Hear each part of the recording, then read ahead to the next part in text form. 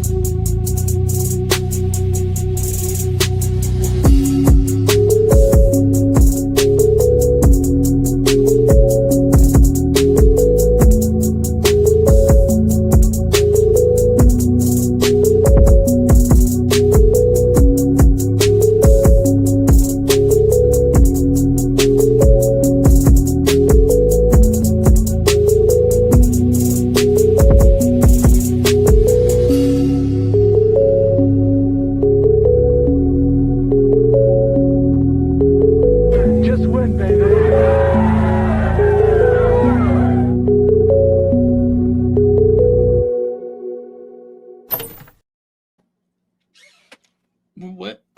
Yo, what's good, nation?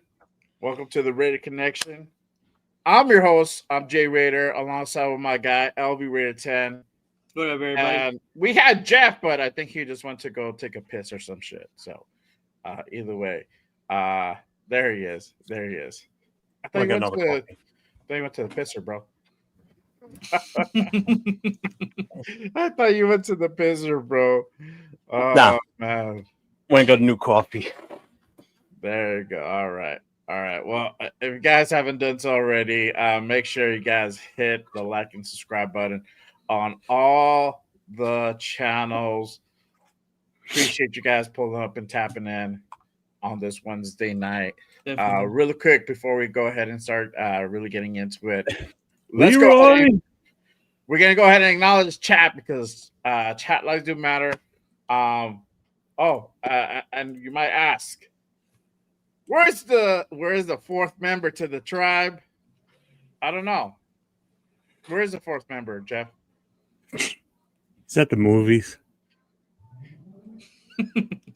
Who is the master? Yeah. Yeah. He's going to see The Last Dragon. I have never heard of that movie before in my life. Exactly. No, you need to enlighten yourself and watch it because it's good. Yeah. Leroy. That's all right. That's all right. I watched it like 15 minutes of it, 20 minutes of it earlier today. Oh yeah. Yeah, it's on Tubi. Oh okay. Yeah. So you can watch it. Yeah, really quick. Let's go ahead and acknowledge the chat. Shout out to our guy Robert Pena in the building. Salute my guy. Appreciate What up, you Robert? coming up. Mark Raiders, salute my guy. Welcome back, Raider fans. So another great show. Clock in, subscribe, hit the bell for future shows. Hey, appreciate you, my guy. Salute to you, man. Thanks for pulling up. Hey, buddy. Oh, yes, sir. Our guy Dixon in the building. What to do, my guy? Shout out to GeoMax in the building. What's good, my guy? Where's the flag? What's good, brother? Good to see I you, love man. Dixon's Where's the profile flag? pic. What is it today? Hey, shout out to Dixon Sider. Oh, that one. Greatest name in YouTube history, still the GOAT. The GOAT. It's that old school troll face with a blonde with the Mark Davis hairdo on it. Yeah. Oh man. Shout out to our guy Rosestown in the building. Salute, Shout out, my Rosestown. guy. Appreciate you pulling up. Shout out to Huey P. What's good, my Yes, guy? sir. Huey.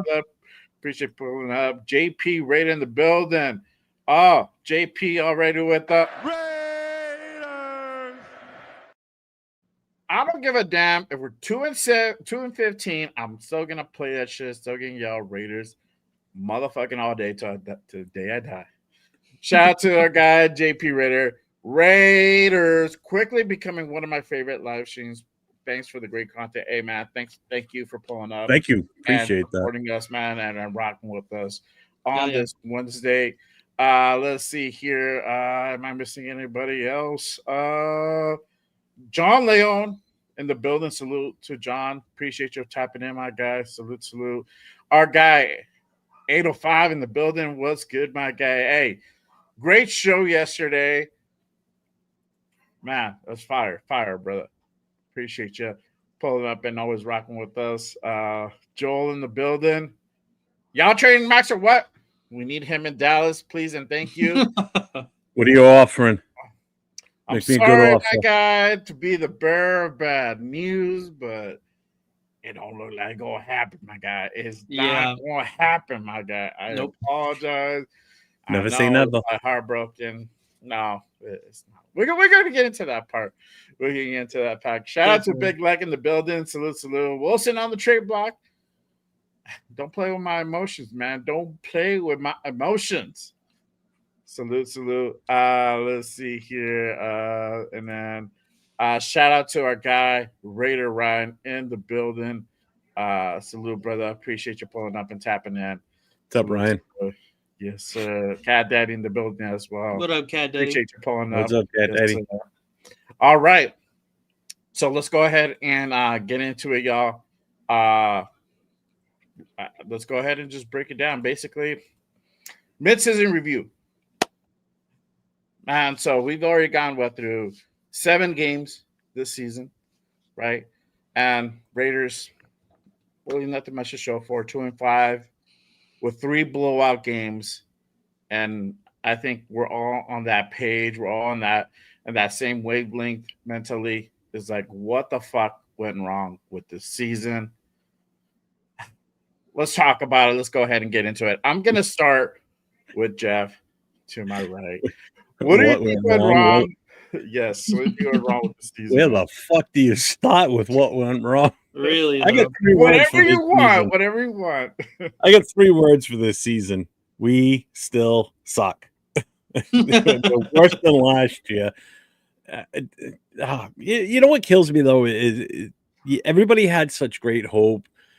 You know, you bring in this not a historical, but you bring in a head coach of the stature of Pete Carroll, and you start thinking, all right, well, maybe we're going to get this thing back in order. Then you hear Chip Kelly's name, and you're like, oh, interesting.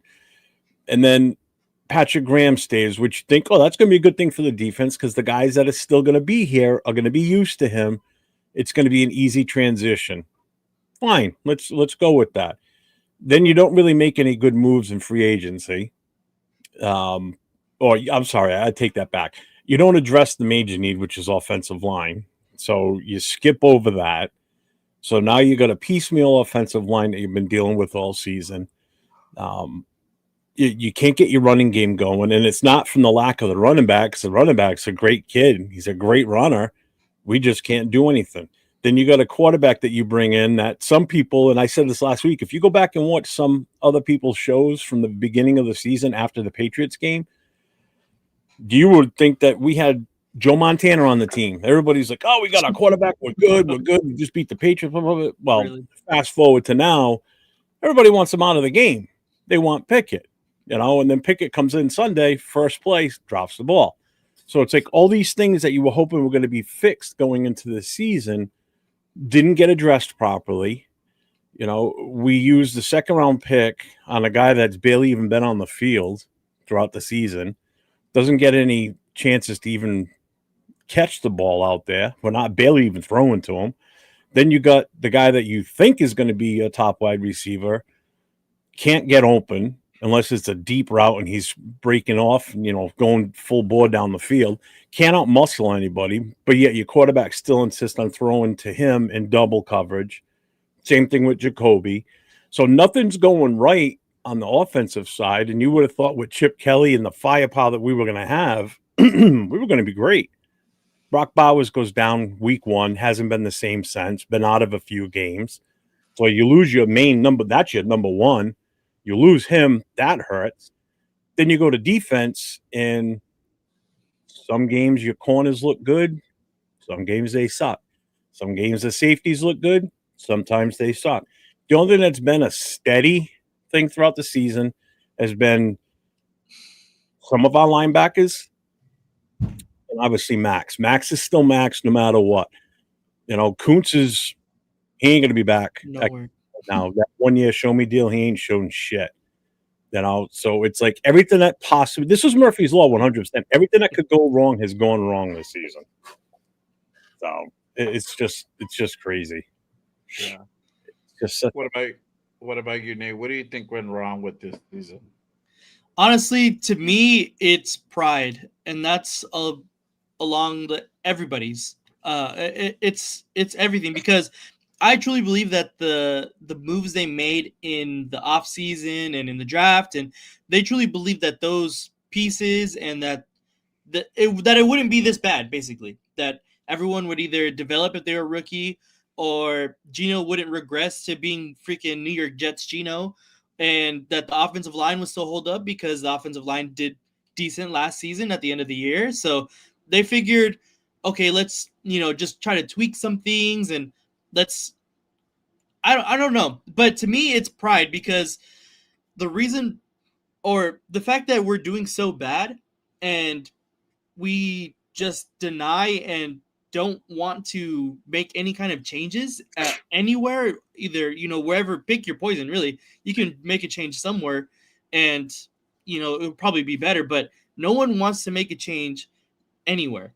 That's my biggest thing. And is it Pete Carroll doesn't want to make a change either at quarterback because that's his guy, or Chip Kelly because his thing with JPJ, moving him from guard to center. Everybody has an opinion on that, but the fact that they're not doing anything and they're just staying put, that's the biggest problem for me this season, is that no one wants to make a change, no one wants to do anything different. We're just going to continue to be a bad team, and that's just that's what they want, apparently, because again, no one's gonna do anything differently. So that's the biggest problem for me, and that's what has gone wrong this season so far. Yeah, for sure. Um, for me, I think you have to go back to the start of the off season. I think you go back from the point right before the draft, and obviously it goes without said, the quarterback position. That I feel that wasn't taken as seriously as should have been, right? Mm.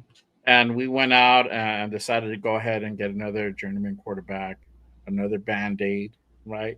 Okay, cool. You go ahead and go out and get your Band-Aid and Geno Smith. But we never had a plan for a guy that will eventually take his place, right? Never took that drafting a quarterback seriously. We went on and decided to go ahead a guy in the get a guy in the 6th round. Where is he at now? Practice squad. Okay. Let's talk about going out and fixing the offensive line, right? Offensive line was a great prior year. Got a little bit better. There was some potential there. What did we do? All right, cool. We went out and drafted 2 guys in the 3rd round. Cool. Where are they at now? Right on the bench. Healthy scratches. They don't even dress. Okay. What about free agency? Maybe we get a couple guys from there. Got the worst offensive lineman in the league last year. Where is he? Replacing JPJ, our best lineman. Oh, we need to go ahead and fix our defense. We let a lot of our defensive guys go that were on that 1-year contract, and they were on the last leg of their contract, and they're free agents. And we resigned half of our. Nope, we let them go. Okay, who are we going to replace them? We went out and fished at the bottom of the barrel.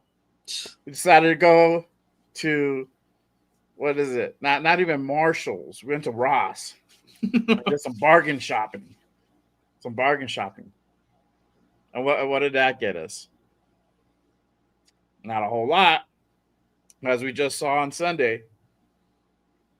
And we'll go out and we're having all these guys play positions that they're not normally used to playing. Jesus. Why? It seems like a good idea. We think they could do it. Have it. Some of these guys never done it before. Okay, cool. And this is the thing. As we see it not work, have we made any adjustments to correct those, moves? Nope. And hence, we are here at 2-5 with 3 blowout games, piss poor performance. We definitely look worse than last year. So, I mean, where do you go from here? And it kind of goes into my next question. Like, why do we still continue seeing terrible performances, right? We went out, got a new head coach, got this nice, fancy offensive coordinator, just won the national championship at the collegiate level with Ohio State. Went out and got, a smart GM, a young GM, up-and-coming guy, right? Brought Brady over from New England to Tampa. Looks like we got adults in the building. And yet, we look worse than last year. Why? Well, what are your thoughts, Jeff? I'm gonna roll back to you. Like, why do we continue seeing like piss poor performances from this team? I mean, at some point you gotta excuse me. At some point you gotta look at it. Is it really the coaches or is it the players? Yeah. Is it the players' talent level is that bad? Because obviously the coaches aren't out there, running the plays. They're calling in the plays, and it's up to the team, the players, and their athletic ability to do what they got to do. And if they're not in the right position, then that's on the coaches because they're not recognizing that those players shouldn't be in those certain positions. They did something with JPJ by moving him from center. Okay. They put him at guard. It's worked on and off throughout the season. I know some people are still clamoring to get him back at center, but I don't think you're going to see him go back to center. They're going to be, because if they put him back at center, it's just going to be a way for them. Pete Carroll's going to feel like, well, it's admitting that they're wrong, basically, and you're not going to see that. I don't think you're going to see him go back to center. I honestly wouldn't be surprised if he's not even starting this next game. Mm-hmm. There's something going on. I've said this before on our shows. There's something going on behind the scenes that the information is not coming out, and that's because JPJ is not the type of kid that's going to walk around and say, they said this about me, they said that about me. It's going to take someone else that overhears something that's going to eventually leak it out. But as of right now, nothing's come out. I still think there's something behind the scenes that we're not privy to that's causing this distension between him and the coaching staff. I don't know if it's maybe his attitude in the locker room, the way he responds to the coaches. I honestly don't know.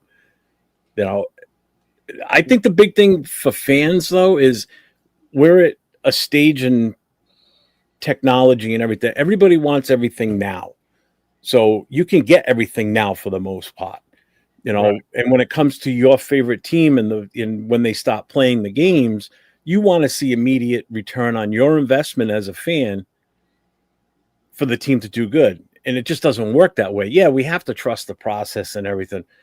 But week in and week out, it's just such a shit product. Usually you get better as the year goes on, you know, Mhm. and we're going in the opposite direction. We're getting worse. Yeah, we won 2 games. We beat a Patriots team before they got better. We beat a Titans team who was absolutely crap, and we barely beat them. I mean, granted, we won by 10 points, but we should have put up more points against them. Mhm.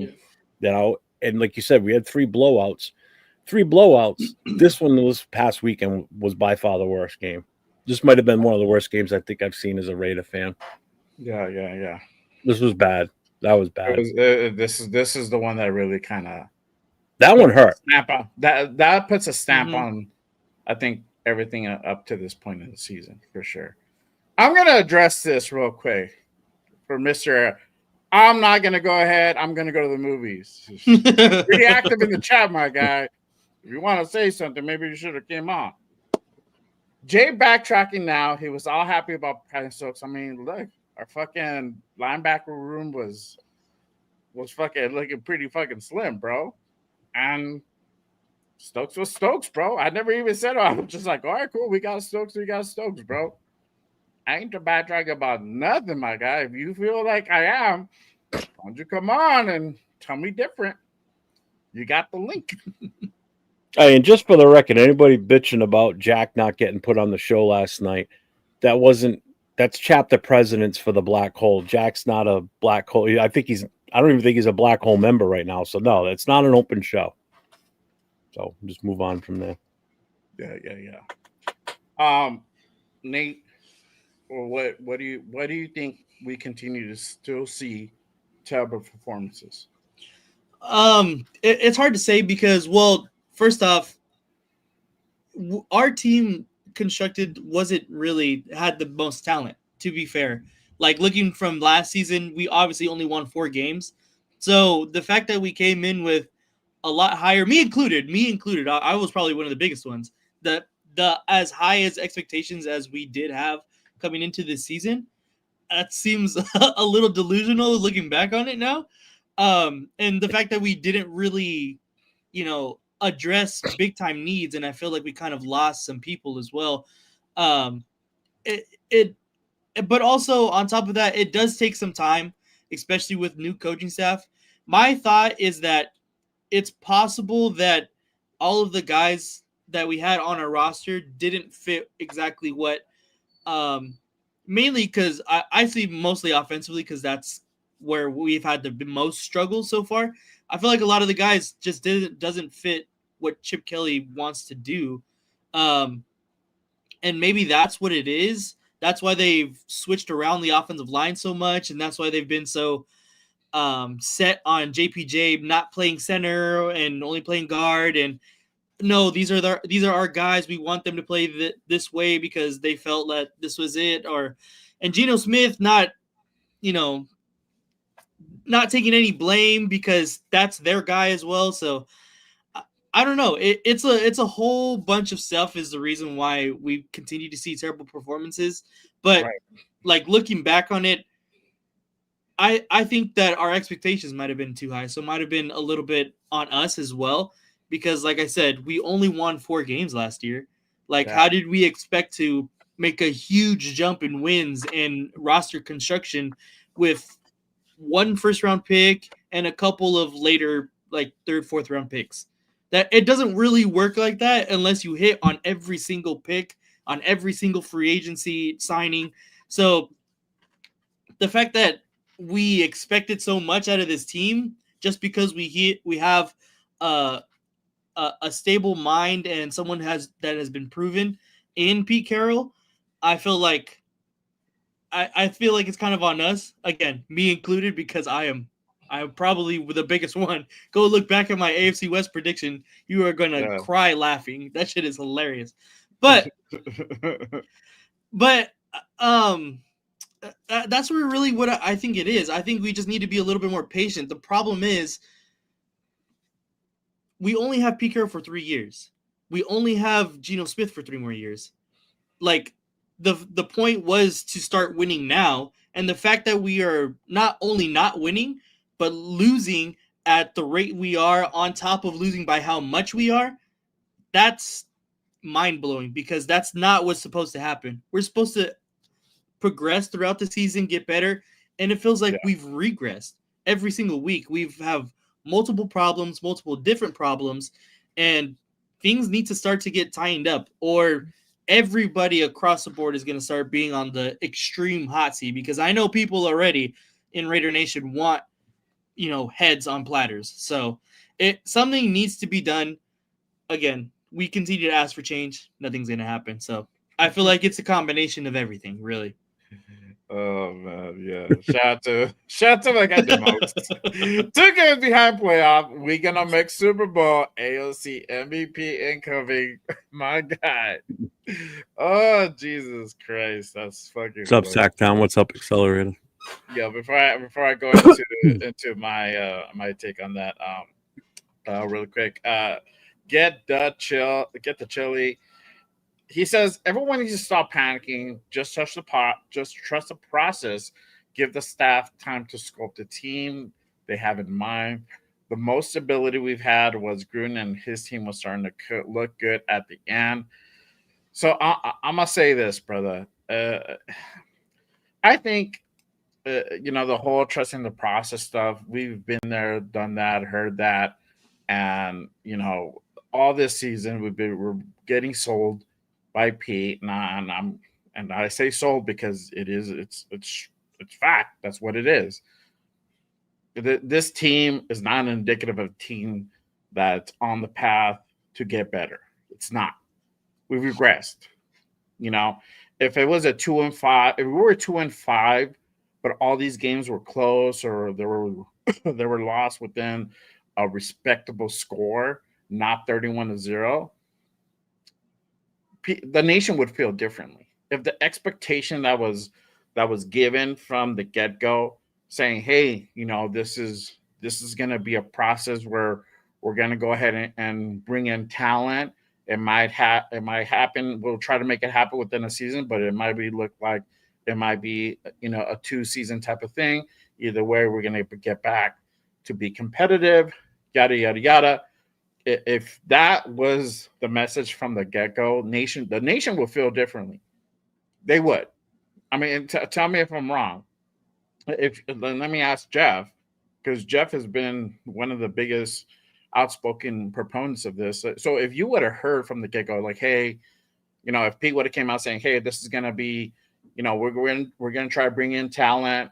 We'll try to get it done within the season, but it might take 2 seasons to go ahead and get that, or we are going to be competitive. We're going to go out and try to win as many games as possible. If you hear that, what is your now expectation? Instead of saying, hey, we're going to go out and win 10, 11, 12 games. I feel confident we can win 10 games. I think we all did at the start of the season. So if he would have come out and said, it's going to take some time, just bear with us, instead of coming out saying we're going to build to win now, probably would have been a little easy to deal with, watching how bad we are, because it's like, all right, well, we know we're not trying to bring in, we're not drafting and bringing in pieces of the puzzle that we think is going to push us to win now and win successful now. Not that we really even did that.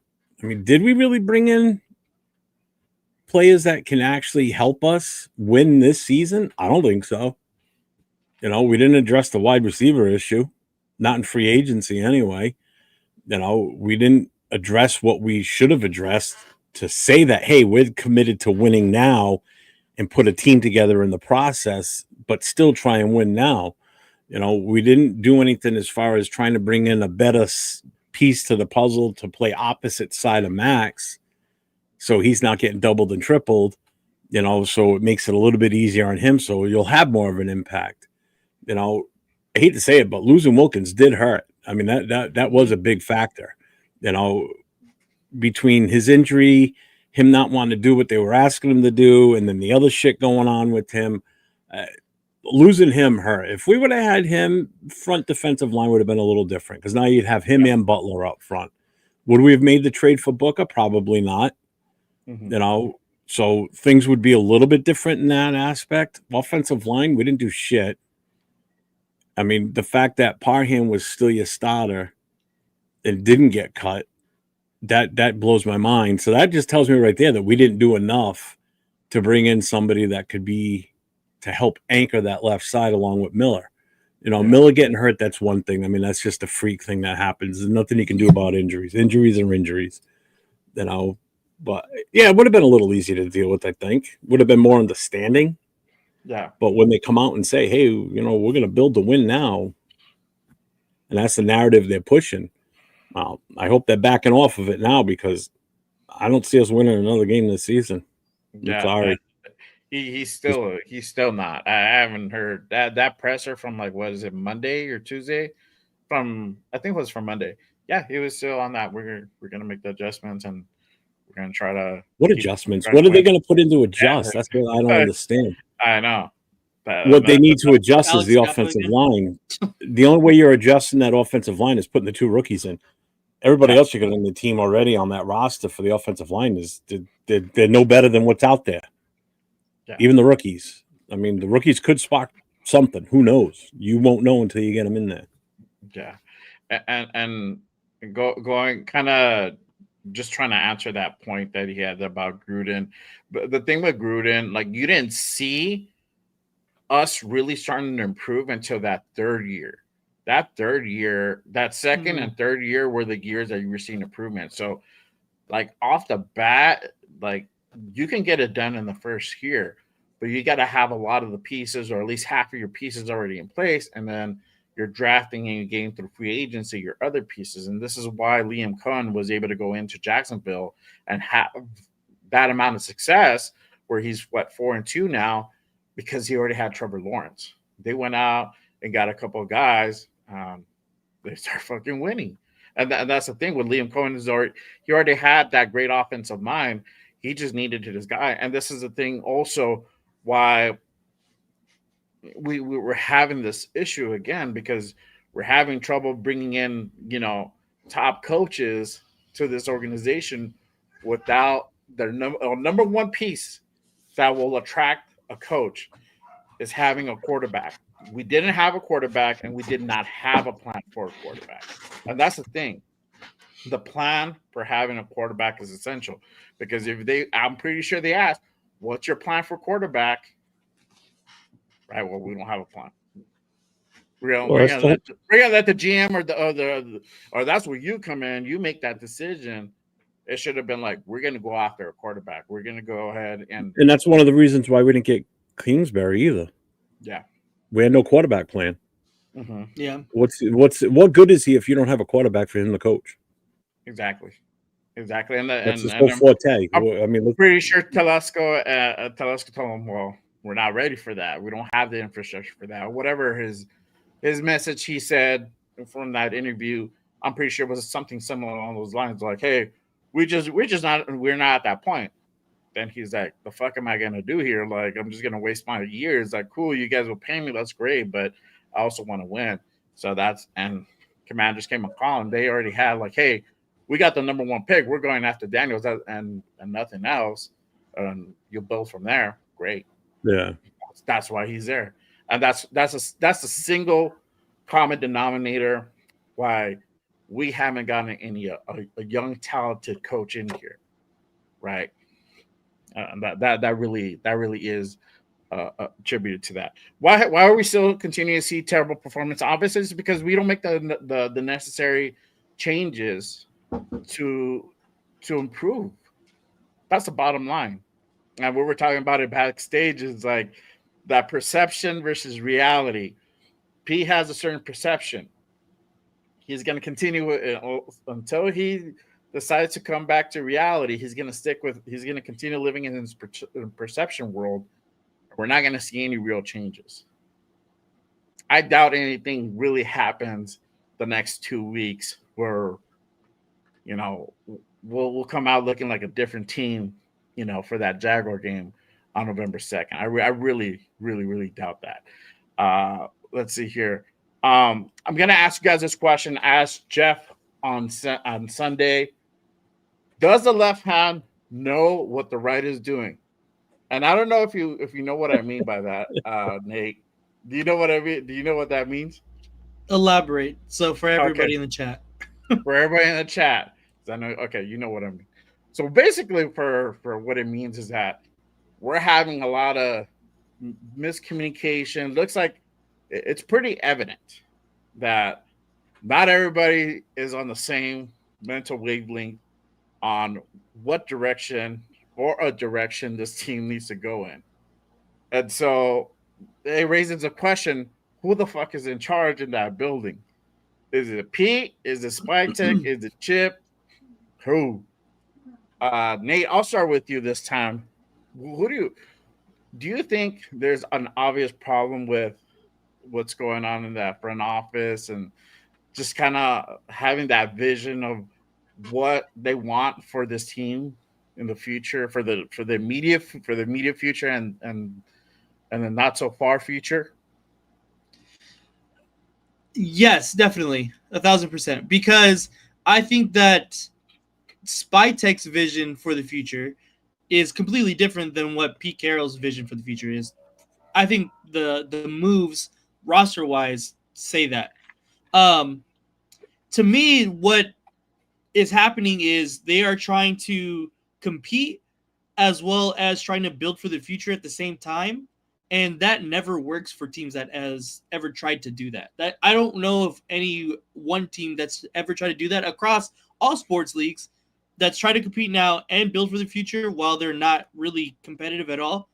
It's never really worked like that. You either have to completely shut it down and rebuild from the start and, start making moves for the future, realize this is not your time right now and that your window is somewhere in the future, or you go all in for the current and then just say fuck the past the future like the Rams did with fuck them picks and they got the Super Bowl out of it. It's either one of those two. And if you try to just stay in the middle and try to do both, you get stuck with what we've been dealing with, being in the right outside the top 10 or just at the 10 and missing out on big prospects in the top of the draft, and then not being a good enough team to sign the big free agents because they don't want to come here because we're not good enough yet, and then missing out on the top prospects in the top of the draft. So that is not a good combination to build a competitive team for now or for the future. So what I think Spytek was doing is he's trying to develop guys in the background. Like, okay, these are my guys. Like, we're going to go to the draft. We're going to get, all the guys that can develop into quality players. And then Pete Carroll had control of, okay, who do you want me to bring in now? Who do you think is going to be a good fit with this team now? And then all of those guys hasn't worked. And both sides haven't really worked, to be fair. Yeah. So the fact that we're not on the same page on what we want this team to be and what we want this team to be in the future, I don't think that's a good winning combination. We need to either figure out, is it a good idea to go all in now, say, fuck the Raiders picks that might be possibly good, go get, whoever XYZ, whoever it may be, to bring in and be competitive right now with the team that we have, or start, selling everybody. I don't know about Max Crosby exactly. Obviously, that's the biggest topic for everybody. We're definitely going to get into that one, yeah. Exactly. But I think it starts with, Jakobi Meyers. He's in the last season of his contract. He has obviously expressed that he wants to be traded. He is a high-end number 2 wide receiver, possibly low-end number 1. And we are holding on to him for what reason? We're not competitive right now. Like, I love Jakobi Meyers. I really do. I think he's a great player. But we just don't have the pieces to be where he wants right now, I think. And I don't think spending money on someone right now like that is a good idea, to be frank. Right. So to me, my personal opinion is we should have from the beginning of last year just gone all in on the rebuild. That's my personal opinion.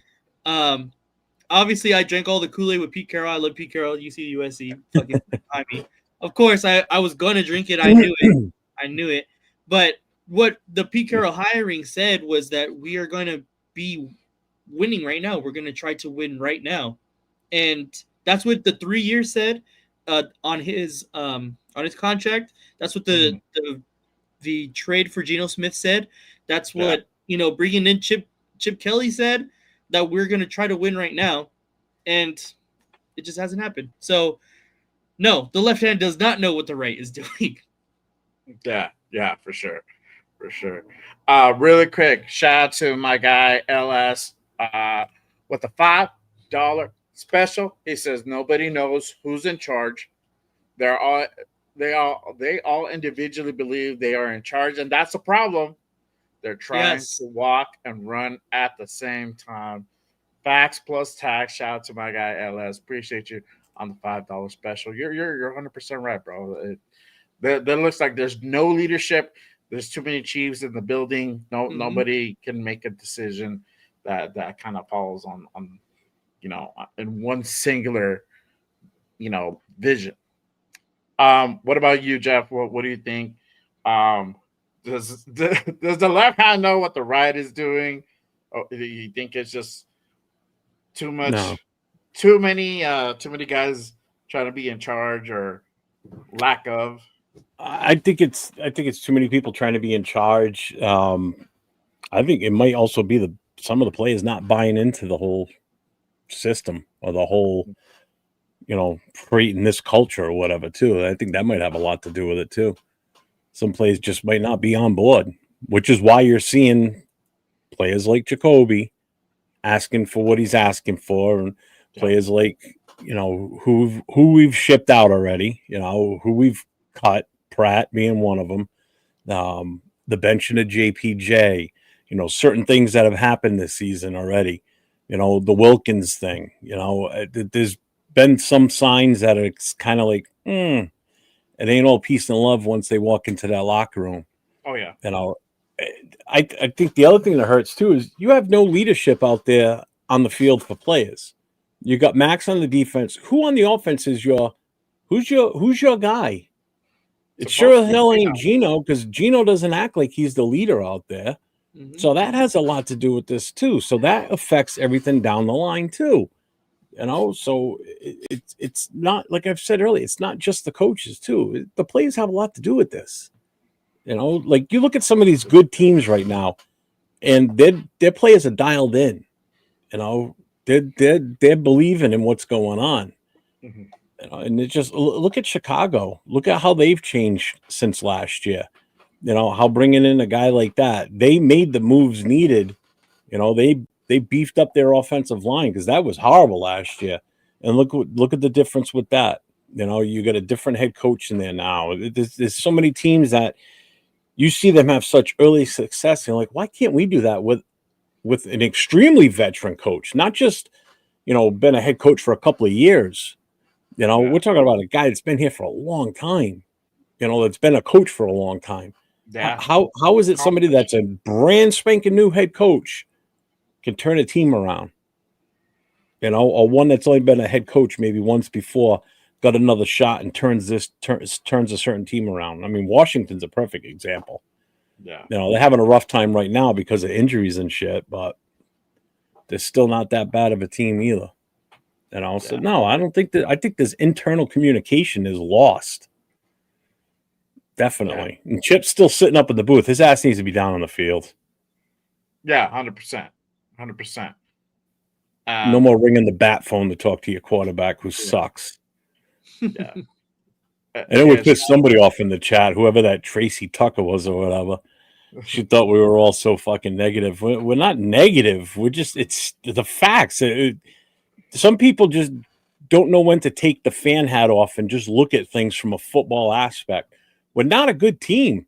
No. It's not like we're bullshitting you and we're just negative about the team. Look at the chat. There ain't nobody saying anything positive about how good we are in any show, not just ours. So to me, what the indicator here is the playing on field. That's always the indicator. That's always your benchmark, right?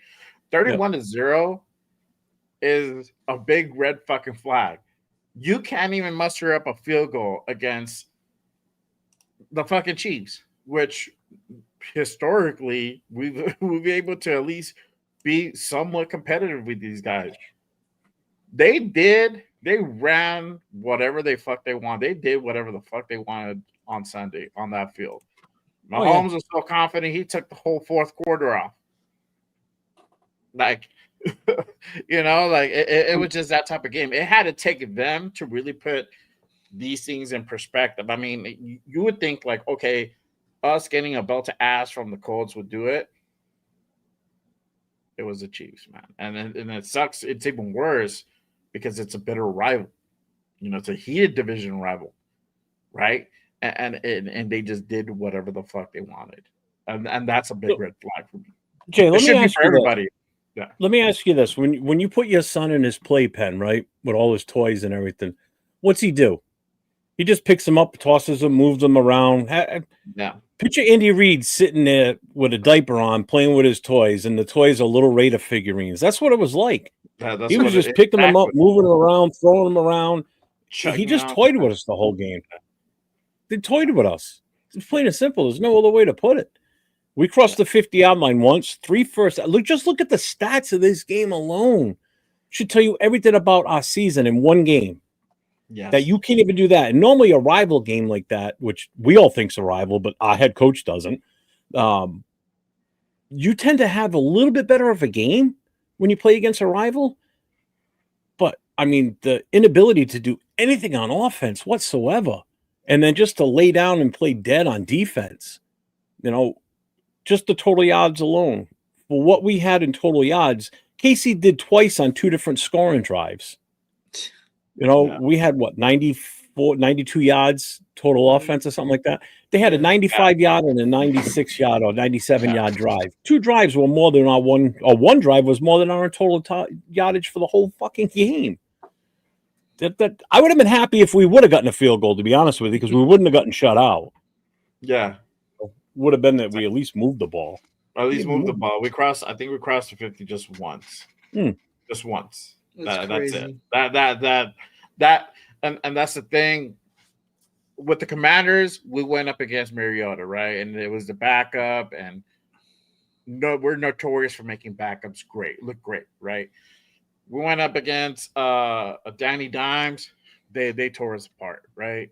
Same thing, but we were able to kind of put up at least a few points and 2 field goals to make it kind of interesting, right? Just for shits and giggles. But this was literally like going up against like a really good team. Even this Chiefs team is probably one of the worst teams within the last 5 years. I probably would say, like, as far as how they played, their record, and everything is probably like the worst version of the Chiefs team within the last 5 years, and they fucking owned us.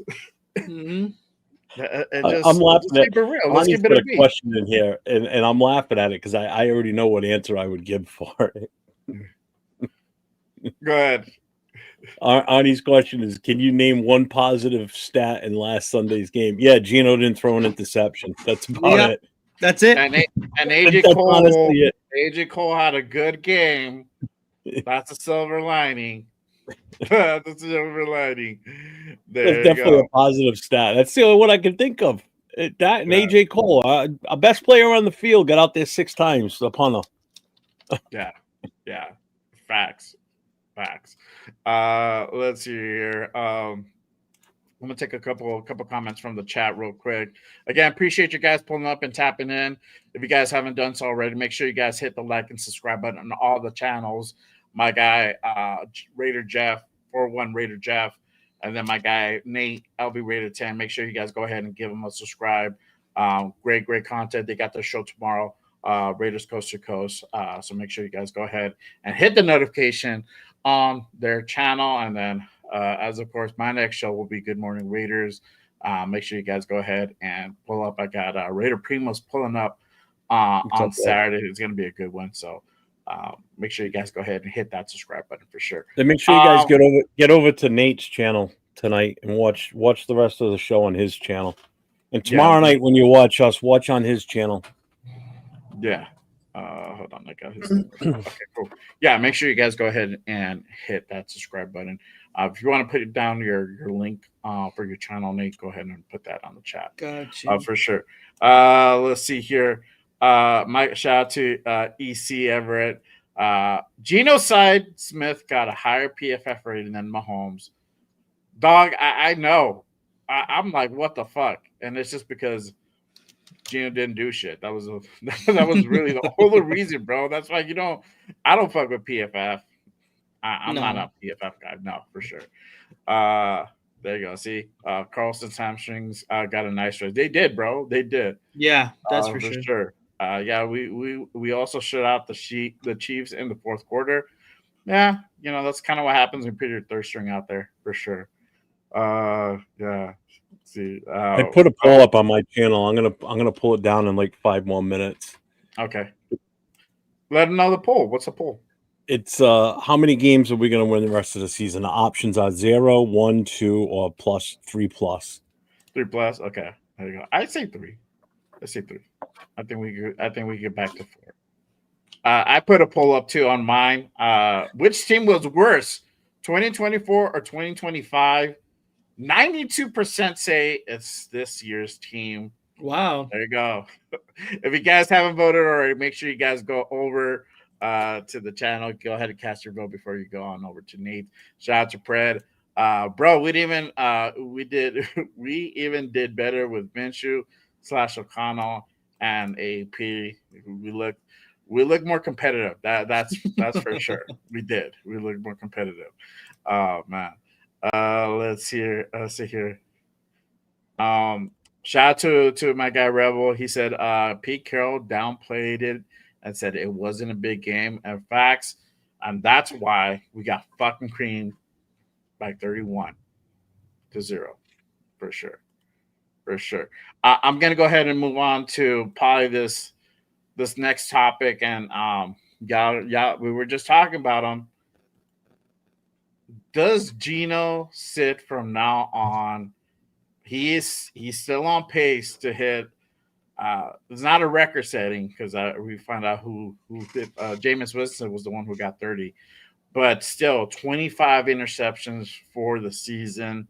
He's still on pace to go ahead and hit that. It was 30 before, but it just kind of went down because he had a couple of games with no picks thrown, but he really didn't do shit. So there really wasn't much. But do we finally see Geno get sat, or are we still going to go ahead and continue on seeing this facade of Geno starting every game for the rest of the season? Jeff, what are your thoughts?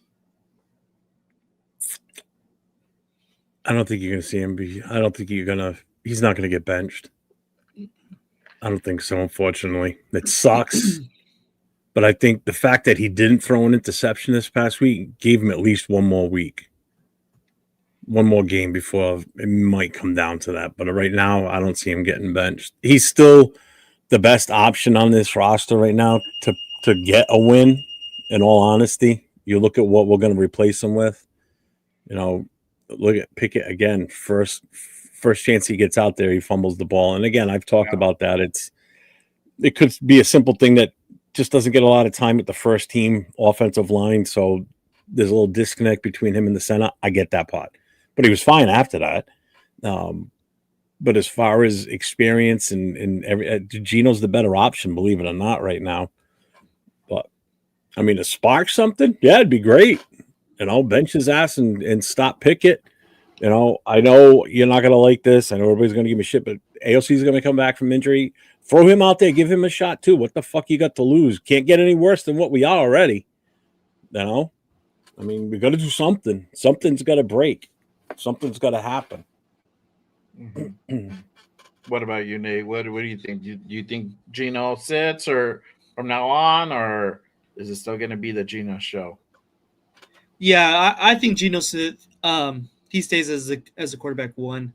I think because we paid him and he came in here expecting to be quarterback one, and that's Pete Carroll's guy. And I mean, he has experience. I guess. I mean, like more experience than any other quarterback in our room right now. So I think that he stays for sure. At this point, really, I might take last year's Aiden O'Connell if I'm being honest. At least, like the guys seem to be playing for him. I really, or if it was AP and they're playing for him or something. It's just this team seems so unmotivated to play games on Sunday. I don't know what it is. I don't know why that is because Pete Carroll has always been one of the coaches to get the best out of his players, and so far this season he has not at all. So I do think Geno Smith does definitely stay as quarterback one. Would I like to see Kenny Pickett get more burn and more competitive, game time? I definitely would, but it's not going to happen. Yeah. Yeah. Really quick, a shout out to Arnie. He says, what do we got to lose to trade for Shadur Sanders for Geno Smith? Straight up, start the rebuild." And this is look, dog. This is the thing, my boy. They don't like Shador. They don't. We could have gotten Shador 5 times over. It has not happened. Will not happen. So long as Pete Carroll and Josh Spytek. 31 other teams didn't like him either, so we're not alone. Yeah. But either way, so long as these guys are in the building, they're not going to do it. Never going to do it. Because this is the crazy thing. We gave up a 5th round pick for Kenny fucking Pickett. Was on the same team. Same team. Did not do we even did they ask for Shador? Nope, they asked for Kenny Pickett. Not gonna happen. The best scenario is to go out and draft a quarterback next year. That's gonna be the best thing. Agreed. Moving forward, yeah. So if Shador works out for the Browns or a different team down the line, great. I doubt he'll ever be a Raider at this point. I really do. So until these guys are here, it's not gonna happen. Does Geno sit? No, Geno doesn't sit. I think Pete and Geno's faith are intertwined. Once you officially sit Geno in a capacity where he does not start a game, that's it for him. That's essentially almost over for Geno's career as a starting quarterback in this league. Guy's like 35 years old. He don't got much miles left on him, right? And we're starting to probably see that. So the moment that you sit Geno on that official capacity where he doesn't start a game, you can kind of essentially see that Pete is admitting that he's wrong. This was a complete failure to go out and give up a 3rd round pick. On top of that, pay this guy like $75 million to be our quarterback. That's all that essentially encompasses Geno Smith right now and Pete Carroll, because this was 100% Pete's guy. Nobody can tell me different. Probably maybe Spytek signed off at the end, but I think he was kind of reluctant because everything kind of was indicative that they were looking to go ahead and bring in somebody young to go ahead and really run this offense, or at least sit behind somebody who's a veteran and learn and be the future of this team. That didn't happen. Look at where we're at now. So you'll probably see Kenny Pickett come in a couple of games like we did last time. But if that happens where Kenny Pickett or AOC starts, that's it.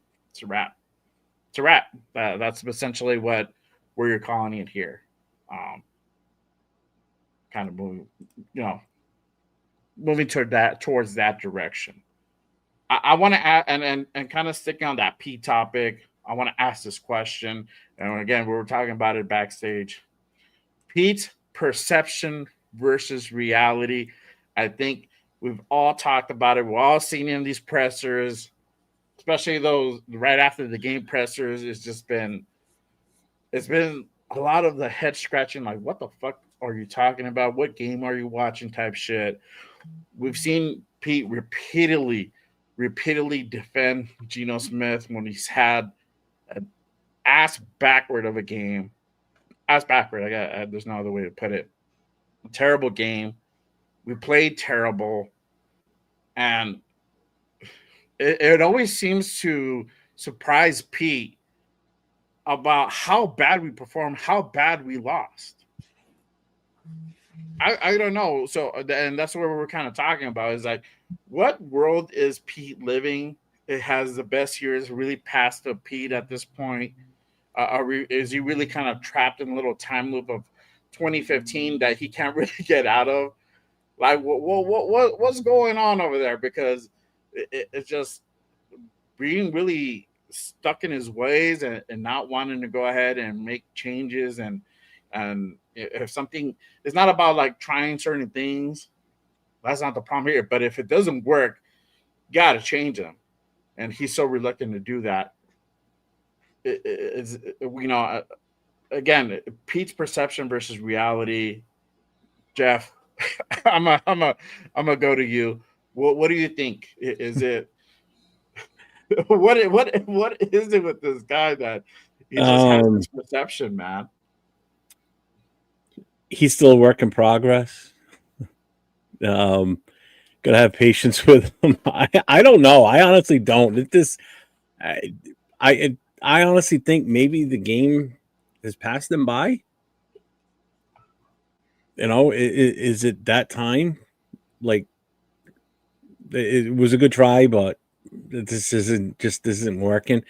I'm not saying I want us to fire him. And here's my take on this. And I kind of threw this out the other night. I think it might come down to a point where, out of just pure respect for who he is and what his accomplishments have been, the team, they're not going to want to fire him. All right. So I think it could be a simple thing that he sits down. Let's say it's Brady and it's Mark Davis, Spyteco, everybody that needs to be in that office. And they say, look, wink, wink, we want to give you the opportunity to retire, where they work some sort of an agreement with him that gets him out of that contract. And he comes out and says, and he saves face and the team saves face, where he can retire because, say, maybe I made a mistake and it's just, I'm going to retire and just go out on my terms type of thing. It saves the Raider organization from not being that team that, shit, they just fired another coach. No, he retired. That was his choice. But wink, wink, in the background, we all know that the option was you retire gracefully, you save face, you're able to still hold yourself high, in regards to your status in the NFL, and the team moves on and we do whatever we do to bring in somebody else. I wouldn't be surprised if something like that happens at the end of the season, to be honest with you. I mean, everybody's like, oh, we need a young quarterback. He's got 2 years left, guaranteed. What are we going to get with a brand new young quarterback with a head coach that's going to leave in 2 more years at this point? And I was watching Severe's show last night, and I said in his chat, I said, I concede to you.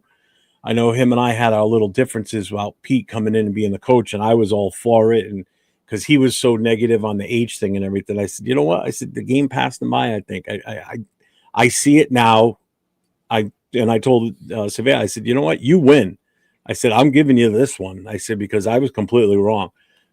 I don't think he is the right fit now. I really don't. And I like the guy. I liked him as a coach when he was in Seattle, even when he was in USC and saw what he did there. I just don't think it's the right fit right now for this team. I really don't. Yeah. And I don't see it getting better this season. Not at all.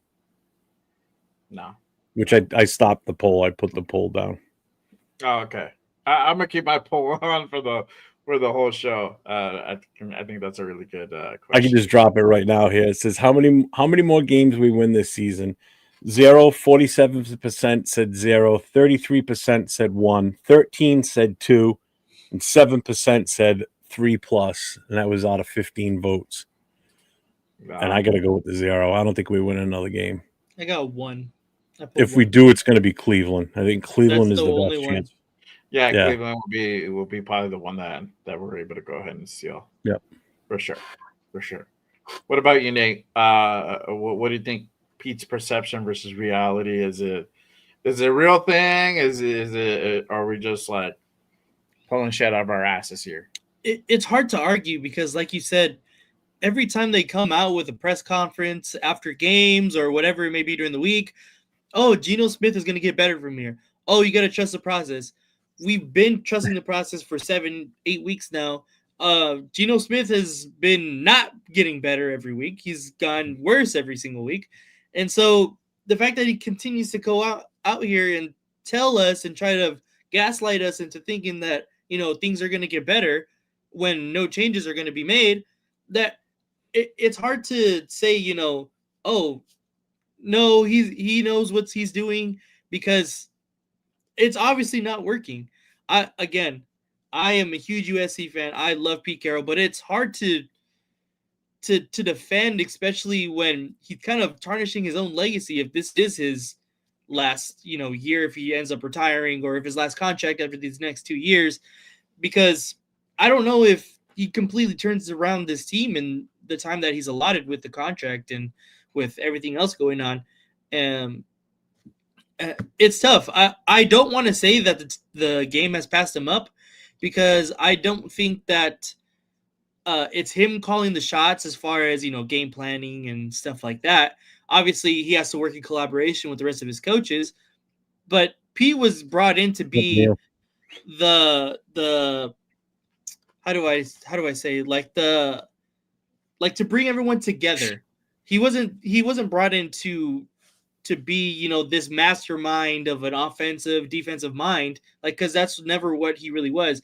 He was the guy to bring everyone together and work in collaboration, be a good balanced team up and down the roster, and it's just not happened. So it's hard to say, it hasn't passed him up. I don't think it has just yet, but we'll see what the rest of the season has to bring. Yeah. And I know you're an SC guy, and I'm an SC guy too, bro. But and I love Pete, bro, and I was happy that he was here, and I thought, okay, cool, we can get some shit, at least start building towards something. And it's just it hasn't been the case, and this is a thing where now we got to eat crow about it, and it is what it is. For me, I got to eat crow about it, because I don't think. I think I'm agreeing with Jeff. I think the game has probably passed them by. I think we're at that moment. It's like, you know what? It might be the better thing for you to go ahead, instead of being on the field on Sundays, to be on the couch and watch the game on Sundays. I think we've gotten to that point, Pete, and I think you need to just enjoy the remaining years with your grandchildren, and doing the whole family thing, and focus on that. And if you want to console, you want to do other things, great. But I think we've gotten to that point where it's kind of evident that he's trying to turn back the hands of time and go back to what he knows. And and I understand. He's like, hey, this is the shit that worked for me in Seattle. But guess what, Pete? This is not Seattle. And guess what? It's 10 years later from the last time he won the Super Bowl. Things change. This sport is every year is evolving, and it's moving fast, and it's evolving rapidly. The shit that worked 10 years ago will not work now. And that's the shit that people are saying. That's the shit that we've been saying. And he just does not want to come to terms with it. We're seeing it on the field, 31-0, 40-6. I forgot what the commander score was, but it's scores like that tell you, like, it's not working. When we're barely scraping by on beating teams that we're supposed to beat and losing to a team we're not supposed to beat, it just tells you that this game is not the same game from when you were running this shit. And yes, you were in Seattle a couple of years ago, and but look at the record that they had. They weren't competitive. They weren't really competitive. And so we are starting to see it the same way. And the biggest thing here is just that he's so caught up into that, and he's so, and I understand you've done it at the highest level, and it's hard for individuals to go ahead and admit when they're wrong, especially having all those accolades. Mm-hmm. Sometimes you got to bite the bullet and adapt. It's an adapt or die situation. It really is, and that's what we're seeing. That's why we're seeing this team slowly die, and it sucks. It's awful, and that's why you having Raider Nation in such an uproar, because we thought that this year was the year that we're going to get better. We're not going to be great. We're not going to go ahead and be, a 12-5 team or anything like that, or playoff bound from the get go. But at least try to build towards that. But we regressed, and that's a very, very sad thing, and that's why we're all basically up in hearts, because if we as content creators and everybody on the chat as fans see the same fucking problem, it's evident that the thing that is supposed to work is not working. You got to change it. It's just, he's just so stuck in his ways. He's so stubborn, and he does not want to go ahead and admit that he's wrong. And that's why we're at the point we're at. And you're right, and Jeff, I think hits it right on the money. You don't fire a guy like Pete, and this is why. You don't fire a guy like Pete, because if that happens, our credibility, our nobody's going to want to come and coach here. It's already hard enough to get guys to come and interview. Imagine if we fire a guy like Pete. First year on the job, not even halfway through the season, he gets shit canned. I mean, if this is the route they go, I mean, it's a smart way to put it. If you're the organization itself, that's the best way to put it. I think this is because again, you avoid what you just said. Like, fuck, they just fired another coach again. I mean, we have a hard enough time getting players that want to come here in free agency too. If I said this the other night, what free agent wants to come and play for this team right now? We didn't pull in any big names during the free agency this year. What did we pull in for a big name that helped the team? Anybody? I mean, come on. Nothing. We sat still. We didn't go after anybody on the offensive line. We could have gone after Becton. We could have gone after a few other players. We didn't even try. We possibly could have tried. There's no knowing. Again, who wants to come here and play for a team that's just not committed to anything? And our slogan, commitment to excellence. Then show me. Just win, baby. The two biggest catchphrases for the Raiders. Tagline. And we're neither one of those right now. We're not winning, and we're not committed to excellence. We say we're committed to excellence. The only thing that's committed to excellence is the fans. The fans are still doing everything they're supposed to do as fans, and following the team and sticking with them and promoting the Raider, the Raider Nation, and doing what you're doing by being part of different clubs and organizations and going to games, hanging out at the bars on Sundays to watch the game with other fans, showing up to games, whether it's on the road or home. How much more can Raider Nation take? I'm tired of waiting, man. I'm tired of it. Yeah. Same. It's just every year. It's rinse and repeat. Same shit. Every year. Nothing changes. And that's why I put the title of the show, Continued Failure, because it is a continuation of the same failure we had last year, the year before that, and the year before that. It's just been the same thing. When is it going to change? How does it change? And that's also a question that Raider Nation is also asking, is how does it change? But ultimately, this goes into the segments. What do we do with Pete? Unfortunately, we're kind of stuck with Pete, at least to the end of the season. Because unless he decides next week or tomorrow, whatever, that he's going to go ahead and step down and retire, we're stuck with him. And for the people who say let's tank. This is the best outcome Yeah, for I hate that. Yeah, and the people who say let's fire Pete, but they want to tank, having Pete is your best shot of doing that. We don't need a tank. Teams, this is the thing, teams don't tank, fans tank, players play, and they're always going to play. And we've got to remind you, it's like you're at a job, you want to get a better job, you got to go ahead and put in time in your job to go ahead and get a better one, right? These guys are doing the same thing. They're playing for jobs next year. A lot of these guys are on a 1-year contract. After the end of the season, they're probably going to go ahead and split. I doubt a lot of these guys resign or want to get resigned. We got almost the same number of free agents this year that we had last year. We had what, 27? We got 20 something again this year. Yeah. And I'm sorry, but none of the ones that we signed to those 1-year show me deals are going to be worth the shit coming back. Nope. Couple of that. Who out of that group?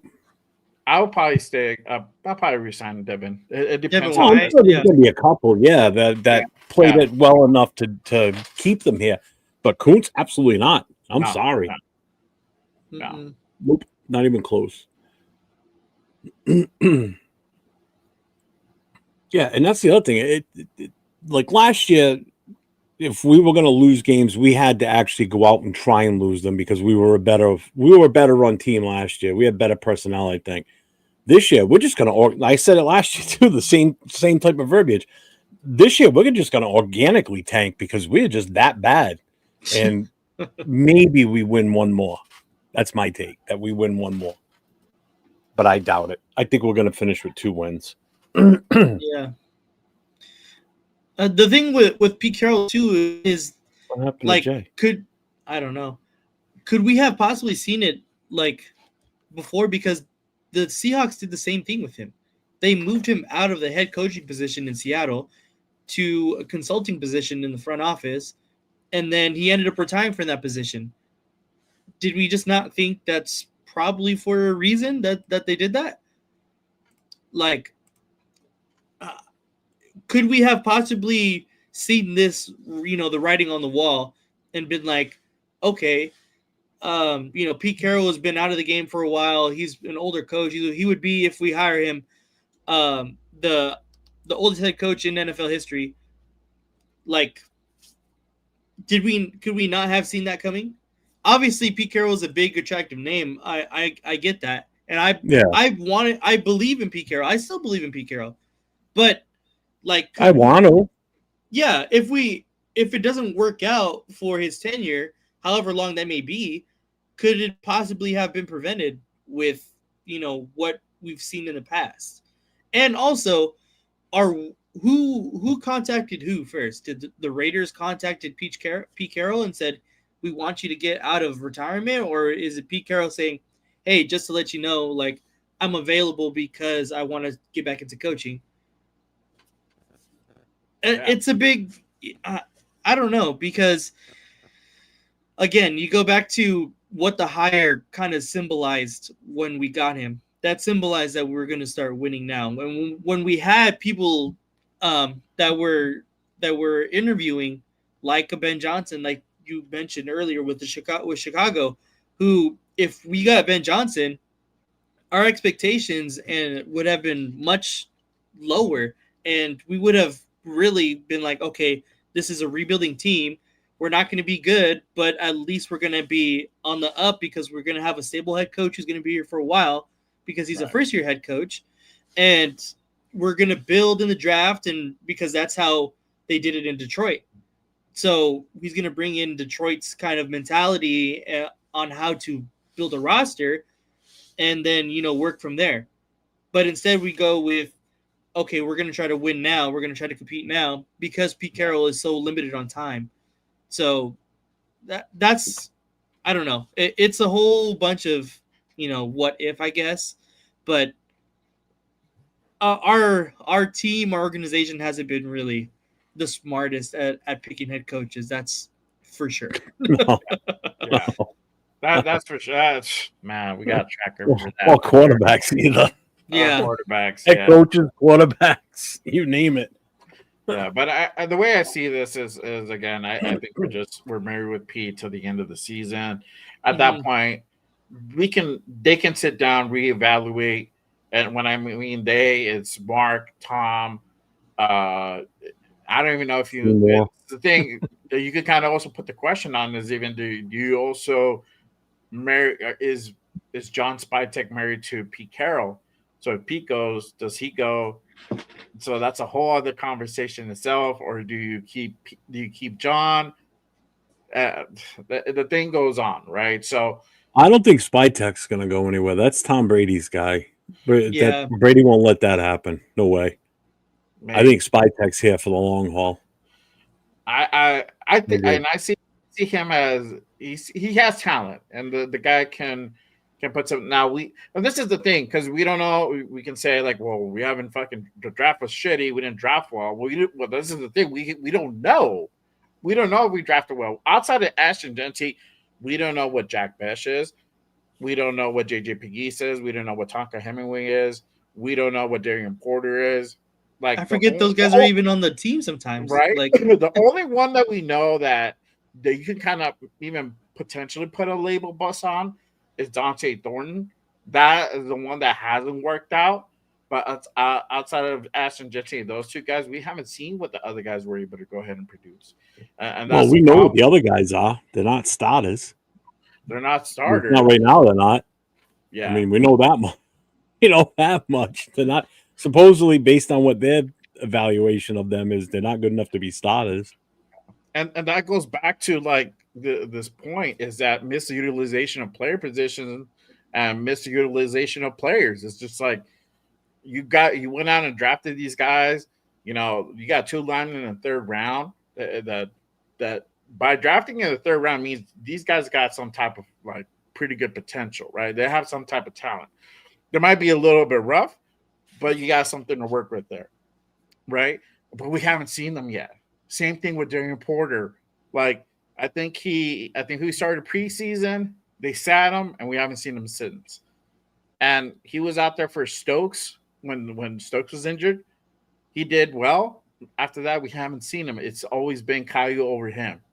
Why? And it's crazy. You're having Max Crosby go out and play coverage. It's fucking insane. You have Isaiah Polomal play free safety, which is not his strong suit. He looks terrible there. It's a lot of these moving around. I mean, JPJ is probably the most prime example. You have him play guard. You had Jordan Meredith, who literally learned how to play guard over the spring, and now he's our starting center, who's never really taken a snap at center, right? And it's shit like that. It's shit like that raises the questions with Pete on his perception, on just like what's if it's still there. I don't Well, know. I I know. I doubt it. want whatever Rebel's smoking. It is. It's, oh, Which one? you see it? No, which one? Because It's a good size one. It was like maybe like within the last 2 minutes. It's towards the bottom. the 8 wins. Yeah, that one. All right. Shout out to Rebel. He says Raiders win eight Sorry, out of the Rebel, my God, but damn, eight out dude. of the next 10 games, 8-2 if they fire Chip and Pete, make PG the coach, and AOC the QB the rest of the season. I know, dog. That must be some good shit, dog. 8-2. Fuck. That was good. I like that. Let's just throw out the whole That was playbook. Oh man, that's funny. But let's move into really the juicy part here. Trade talk, right? So we're in the bye week. The trade talks have been flowing this week, and I just saw something that I'm gonna go ahead and put up and kick off first before we get into the taboo one. And y'all know what the fuck I'm talking about. Let me go ahead and pull that up real quick. Let's see here. All right, cool. I just saw this a few minutes ago. I guess this was posted earlier today. This is in regards to Tyree Chase Senior putting out there. Raiders defensive end Tyree Wilson is popping up as a potential 49ers trade target Interesting Bye. name. He's been a bust since getting drafted by the Raiders 7th overall, but he's a freaky athlete at 6'6", 263. Niners defensive line Chris Kurek has been able to revive the careers of Arden Key, Charles Menu, and Cleveland Farrell. Could he do the same with Wilson, using him as defensive end and defensive tackle? Wilson has reportedly been unhappy in Vegas for a while. No, Chris went to Texas Tech, which is where Wilson went, and some familiarity there. Possibly, he's saying that he thinks that the Niners could get him for a fourth round pick. I don't know. What do you guys think about this one? This is the first time I see anything pop up on Tyree. I've always wished it, but I never thought I never thought he was a take wanted that player. seriously. Yeah, I've always wished. Guess it. what? Take it and run, man. Give him. Yeah, take him, because it'll probably be the only chance you get something for him. Let him go. John Spytek, if they fucking call you, you pick up that phone and you say yes, and just go. We'll take a large Dunkin' iced coffee for him. I don't give a shit. This is one less person on it. One less guy on the roster we have to sit there and keep talking about.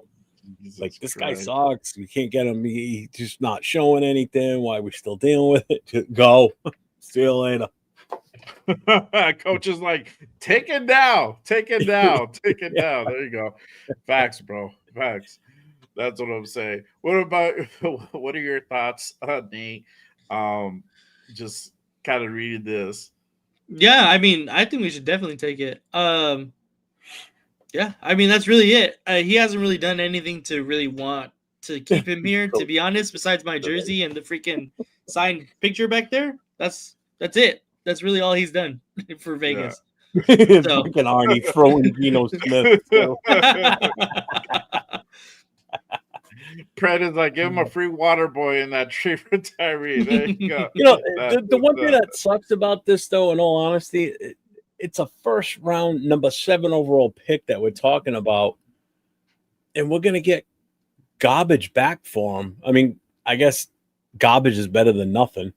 But it's like you're losing that value of that pick from that season, which sucks. It's like another wasted pick, another one of those wasted picks that we've done through the years.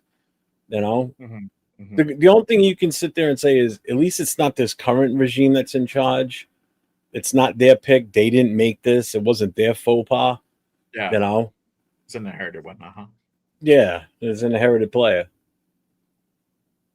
It just sucks that, that's what it's going to come down to. I wish it would have worked out, because then I don't feel like we would have wasted a draft pick. To this moment, I still feel like we've wasted a draft pick. This is the most I've seen from him since he's been with the team. Yeah. As far as him being involved in plays this year. But go back and watch some of those plays. A lot of the shit fell in his lap. Like the running back just happened to make a cut and he happened to be standing there, or the quarterback trying to run for it, and he runs smack dab into him, and he gets a sack out of it. Yeah, so his numbers might look a little better, but it was just the fact of him being in the right place at the right time. Not because of his athletic prowess to get him to where he was to make an impact, Mm-hmm. Yeah, for sure. So, hey, if a team becomes a call-in, fuck it, I'll take it. 4th? Sign me the fuck up, bro. I mean, take a 5th. I'll take a 6th, bro. Honestly, whatever I can get for Tyree. I'm not even fucking around. I'm not even joking. Whatever you can give me, I'll take it. Let's move on to probably the one that's been going around, that's been talked about for a few weeks now. Jakobi Meyers. This came out. There's a 61%. You saw the side eye, Nate? Yeah, I seen it. 61% chance to be traded by the deadline. 805. Keep Tyree. Shout out to 805. He's like, keep Tyree. He's our only comic relief when watching game go. I know, Don. Then unblock Tyree's a superstar, Hall of Famer. Oh, for real. Then who else are you gonna go ahead and rest it on, man? That's funny. Yeah, but he is a 61% chance to be traded by the November 4th deadline. I think it's a foregone conclusion. I don't see him Oh, he's here gone. finishing out I agree. the rest of the season with us. I'll be surprised if he does. But I'm asking you guys this question: who do you think is going to go ahead and trade for him? Jeff, I'll start with you. Who do you think is going to be I've his already landing said it. New England. New England's New the England? first team that comes to mind for spot? 2 reasons. One, goes back to his original team, and two, he's only in Vegas because of McDaniels. He'll go back to McDaniels. They're hurting for a wide receiver. He fits that mold for them perfectly for his scheme that he runs with his offense over there. It's an absolute perfect fit for him. You know, do I like it? No, because I hate the Patriots, and the last thing I want to do is see them get another piece of the puzzle that helps them win more. Fuck them. Mhm. But I just think that's the. I think that would be the only way that he would agree to a trade is if it's to there. To be honest with you, now what do we get in place for him? I'm thinking at least a fourth rounder with conditions. Mhm. I think it's going to be one of those worded contracts where if the Patriots make it X amount of far in the playoffs and he is part of X amount of percentage of offensive snaps for the rest of the time that he's with the Pats for this season, that could move up to like a third round pick, which I'm all for that. I would take that because I think they've got a good chance to go further this year with this team. The way they're Yeah. playing now, I think that's exactly what's going to happen with them. And the fact that they're definitely the number 2 team in that division right now, and they've already beat Buffalo, first of all, but the Dolphins suck, the Jets suck. So it's between them and Buffalo. So they're going to either win the division or they're going to be a wild card. So they're going to probably make the playoffs. So if that's Yeah. part of the conditions and we get a third pick for it, I'm third rounder. I'm all for it. Totally Yeah. all Yeah. for it. I don't see any other team that can offer what they're going to give for us, to be honest with you. Mhm. I really don't. Okay. What about you, Nate? What do you think is going to be his next landing spot if we trade Jakobi? And what I would do think that I do see him going to the Patriots, but I think that the Niners or the Steelers are the two teams that I think he could possibly go to. The Niners, they their wide receiver group has been injured Yeah. and they have not performed. So I think if you bring someone in like Jakobi Meyers, who is a consistent wide receiver year in and year out, I think that's someone they should go after. The Steelers don't really have a receiving threat outside of DK Metcalf, so I think that's another good get. And then it would open up the passing game for both guys, either guys. If you want to double DK or if you want to try to cover Jacoby, it would open up the opposite guy. Oh, the another team that I think would be smart to get him would be the Bills. I think the Bills would Mhm. be really smart to get Jacoby Myers, but I don't think it's as possible as the I didn't Niners even think of or that. the That's a good one, Steelers. actually. That's a good one, Nate. I didn't even think of Buffalo. Mm-hmm. Yeah, Hmm. but my two are definitely the Niners or the Steelers. Yeah. Yeah. For me, I think it's a Steelers, and I think we'll probably get a conditional fourth, but probably like a fifth Mm-hmm. round, like Dixon was saying. I forgot about Devo. They got a fifth round. They got a fifth round pick for him, and Yeah. Devo was pretty cool. He had a few injuries. That's probably also why he got they gave him that fifth too, because they're like, I don't know. We'll see what happens with this dude, but I don't think it's more than a fourth. Yeah. And if we find a really like needy team that we can go ahead and fleece for a third, fuck yeah, that'd be great. But realistically, I don't think it's gonna be a third round pick for him. It's gonna be a fourth, probably a fifth. That's kind of what it's looking like right now. Well, the I other thing agree. with him, too, is you got to go, you can't really go based on what he's done this year, is what it looks like, too. You got to look at what he Right. did last year with a full season. What, 0 drops last year. He stepped up when Devontae was gone. So, I mean, you got to look at those intangibles with him. Yeah. So it's not so much what he's done this year. He's not injury prone. That's the other thing that's bonus for him. So he may get more than what Debo. He may go for a fourth instead of some people, like they just said, Debo went for a fifth rounder, but Debo's been injured on and off. He's a totally different type of player too. Jacoby's a pure receiver, and he gives you that emergency backup quarterback too if you really need it. So he is valuable in that aspect too. Whereas Debo, which is why he gets injured sometimes, is because he does run the ball a lot, and he's a big, stronger dude too. So he's out there taking some serious hits, whereas Jakobi's not. Yeah. And I think Jakobi's a better blocker out there too. That's another thing you got to look at too. He's a better blocking receiver than Debo. Yeah, for sure. And then moving on to probably the biggest news that's hit this week that we've talked, that me and Jeff had talked about on yesterday on Leo's show.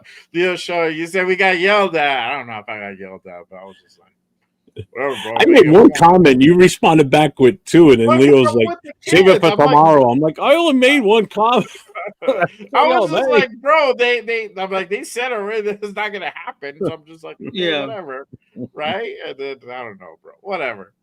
Either way, it's it is what it is. The biggest thing here is that unless you guys tuned out of social media yesterday, you had teams calling for Max, and it came out that the Dallas Cowboys actually inquired for Max's availability if he's on the trade block or not. And obviously that didn't happen, but that didn't matter. The rumor mill just blew off. The top blew off, and then you got everybody saying everything and whatnot. But I'm gonna go ahead and put everybody's mind at ease right now, and just let everybody know. Okay, there we go. That per Tom Pelissero, the Raiders met with Max yesterday, and they let him know they are not shopping him and they won't trade him. Per Slater NFL. He goes on to say there's other teams that are interested. Yeah. The Raiders aren't interested in moving their best player, and Crosby wants to stay in Las Vegas. Now, I've heard Jeff. And we didn't fire Pete Carroll. He retired. Wink, wink. We're gonna get your take. Trust me. We won't let you talk. I want to hear Nate's thoughts on this because I haven't heard really Nate's position on this, on whether he feels Max should be traded or not. So I'm gonna start off with you, Nate. What are your thoughts about moving away from Max? Are you happy that you're hearing that he's not going to go anywhere? What's your whole position on this? I'm listening, but I got to go to little girl's room. Hold on. All right. Honestly, to me, it doesn't make sense for us to trade Max Crosby right now. One, he's going to be at his lowest trade value that he's possibly ever been with. He just got injured. We don't know the extent of his injuries yet exactly either. It's obviously been a bad year across the board for every Raiders player. So statistically, he has not been great. Obviously, the play on the field and, Max Crosby, the name, of course, everyone's going to definitely want to get Max Crosby. But it just doesn't make sense because, again, it goes back to us hiring Pete and us wanting to compete this season as well as the next two for as long as we have Pete. Yeah. If we want to continue to compete while Pete is here, it makes no sense to trade your best player and your biggest asset to be able to win games, which is Max Crosby right now. It just doesn't make sense. If you want to tell your team that you are trying to bring in what I believe he said, we want more Max Crosbys on this team as well. Mm-hmm. And then you trade a guy like Max Crosby away, that completely loses the entire locker room. Completely. You might lose the entire organization at that point. So it doesn't make sense for us to trade Max Crosby, as well as I don't want to trade Max Crosby because, he is one of our best players, obviously probably our best player. So again, if this would have been in a different direction, say we got, whatever head coach that is younger and we know is going to be here, and they told us up front, like, hey, we're going to be a rebuilding team. We're not going to be very good. We're going to start, dismantling the roster and starting from scratch. Then you can, as I believe as a nation, we can swallow that pill a little bit easier because we understand that it's for the betterment of the team. But no, when you come in here starting to preach like we're going to win 10 games, we're going to be competitive, we're going to, be a good team for the foreseeable future. And then just because it doesn't work that way, or it hasn't worked that way yet, you trade your voice of the team, your franchise superstar. Again, you're gonna lose your entire locker room, and that's just not a way to go about it, in my opinion. So I don't think Max gets moved. I think the reason why, I think it's smart of them to shut down all of the rumors as well, like nip it in the bud completely, because again, if that stuff starts to get out into the locker room, we've already seen what happened with Pratt. We've already seen what's going on with JPJ. If you haven't lost the locker room already, that is going to definitely lose it. So I think it was smart on the Raiders' point that they nipped it in the bud now. Yeah, for sure.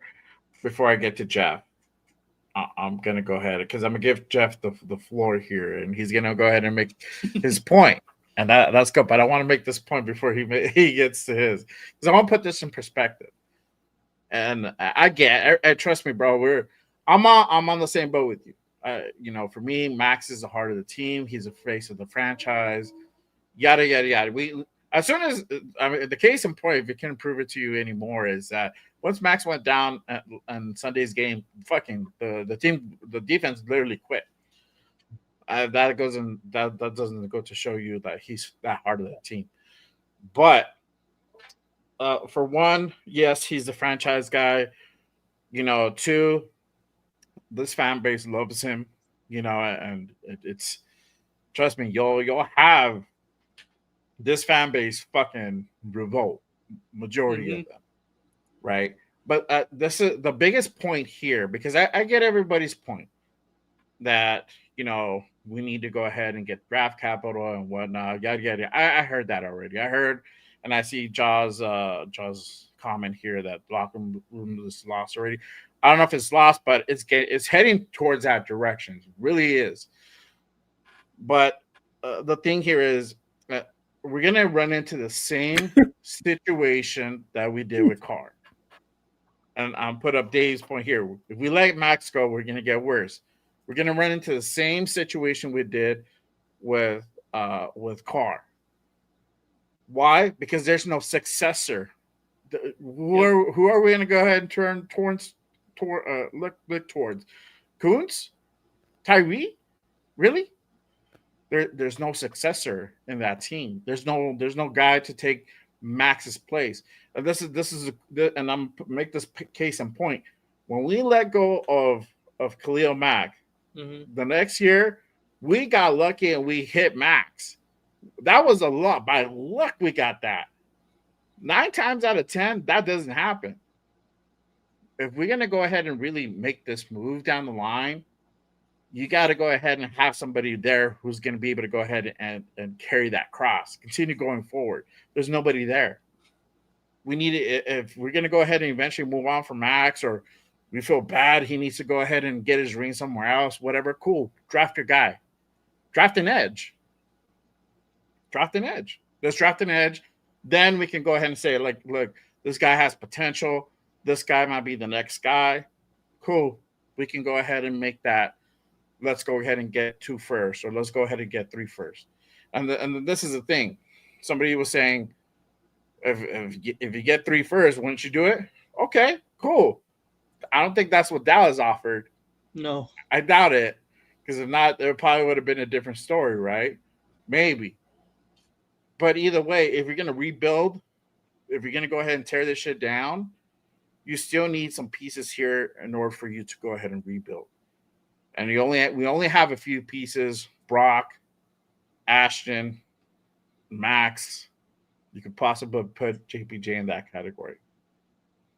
But trust me, if we start completely from zero, meaning you're going to just fire sell everybody and just start from anew, we're going to continue being bad for many, many years to come. Yeah.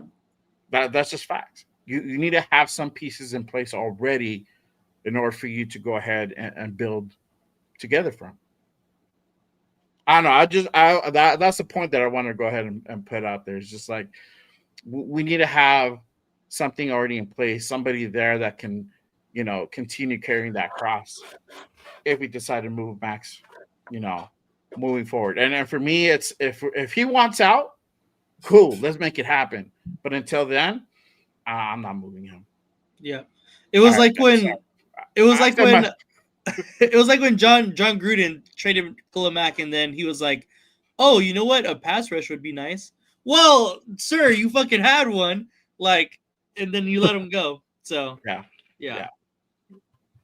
All right, Jeff, I give you the floor. Plain Everybody's on the let's clip Max thing. Cool, and simple.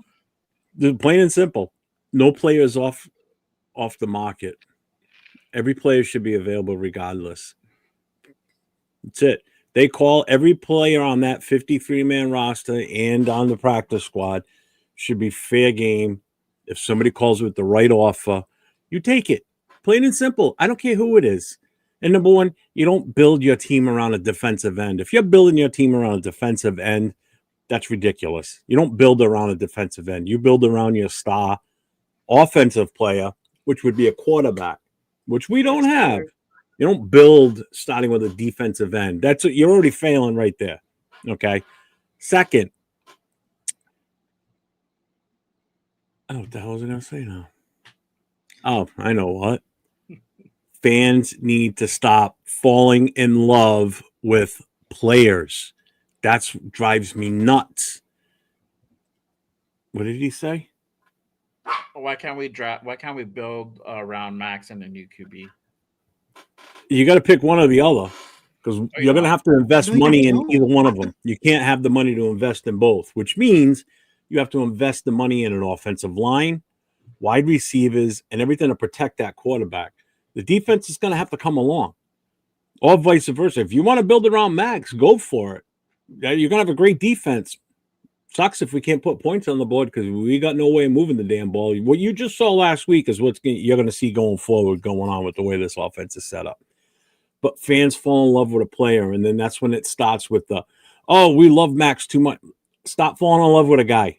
Take the fan hat off. Look at it from a football aspect again. That's what we need to do with this team.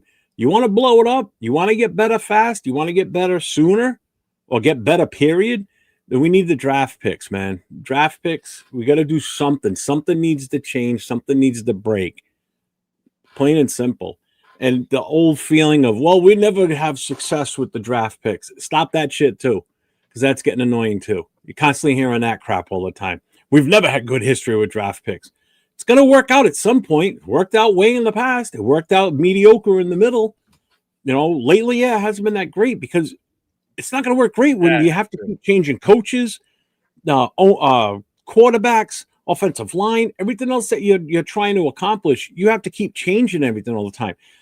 With a coaching regime and GM changes all the time, there goes your scouting team.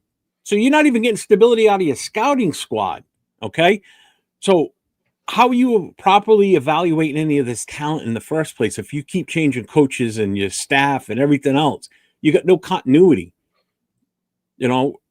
That's where this all starts. And it just so then Max has to be the fall guy for that problem? Huh? Max has to be the fall guy for that problem. That's not his fault. No, but he's the best way to get more for your buck. That's what's going to end up coming down to it.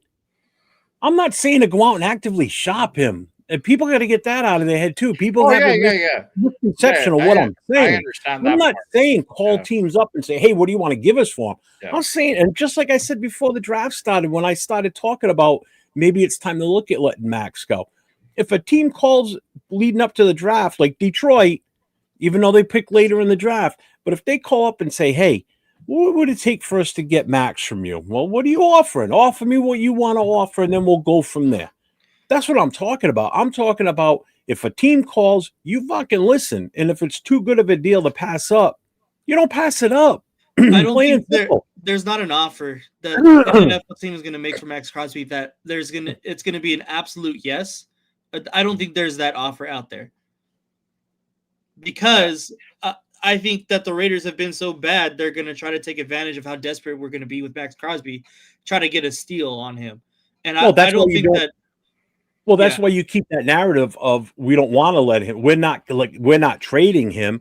He wants to be here. You keep that narrative so everything seems like everything's A-okay when we know it's probably not. Because deep down inside, he wants to win in the worst way. He doesn't want to be in the position that he's in right now. He's a player. Yeah. Constantly being on a losing team, knowing that he's a good talent. Would you want to stay on a team like that if you were the top player all the time and you're getting paid you're getting money? Yeah, you're getting your money, but what good is it when you only win 2 games the entire season or 4 games the entire season? You want that playoff money. You want that chance to put some emphasis on your name and add to your legacy as a player. Well, you ain't going to do that with this team. Not anytime in the very near future either. So this is the thing, and I understand about getting the draft capital and whatnot, getting more for your buck. I would agree with you on that part. If we knew how to fucking draft, if we prioritize drafting a QB first, the last 3-4 years we have not done that, and that's the problem. That's the problem right there. Until we take us drafting our future seriously, and I'm talking about drafting a quarterback from either the first or third round, anywhere in between there, drafting a quarterback until we find our guy, we're never going to succeed. You're right. We should draft behind a quarterback, but we don't, because we don't take that position seriously. For whatever fucking reason, we always want to go ahead and band-aid that problem. We think we can go ahead and find the next Rich Gannon, and that's going to be the savior to our fucking season, And it's not. It has not worked out.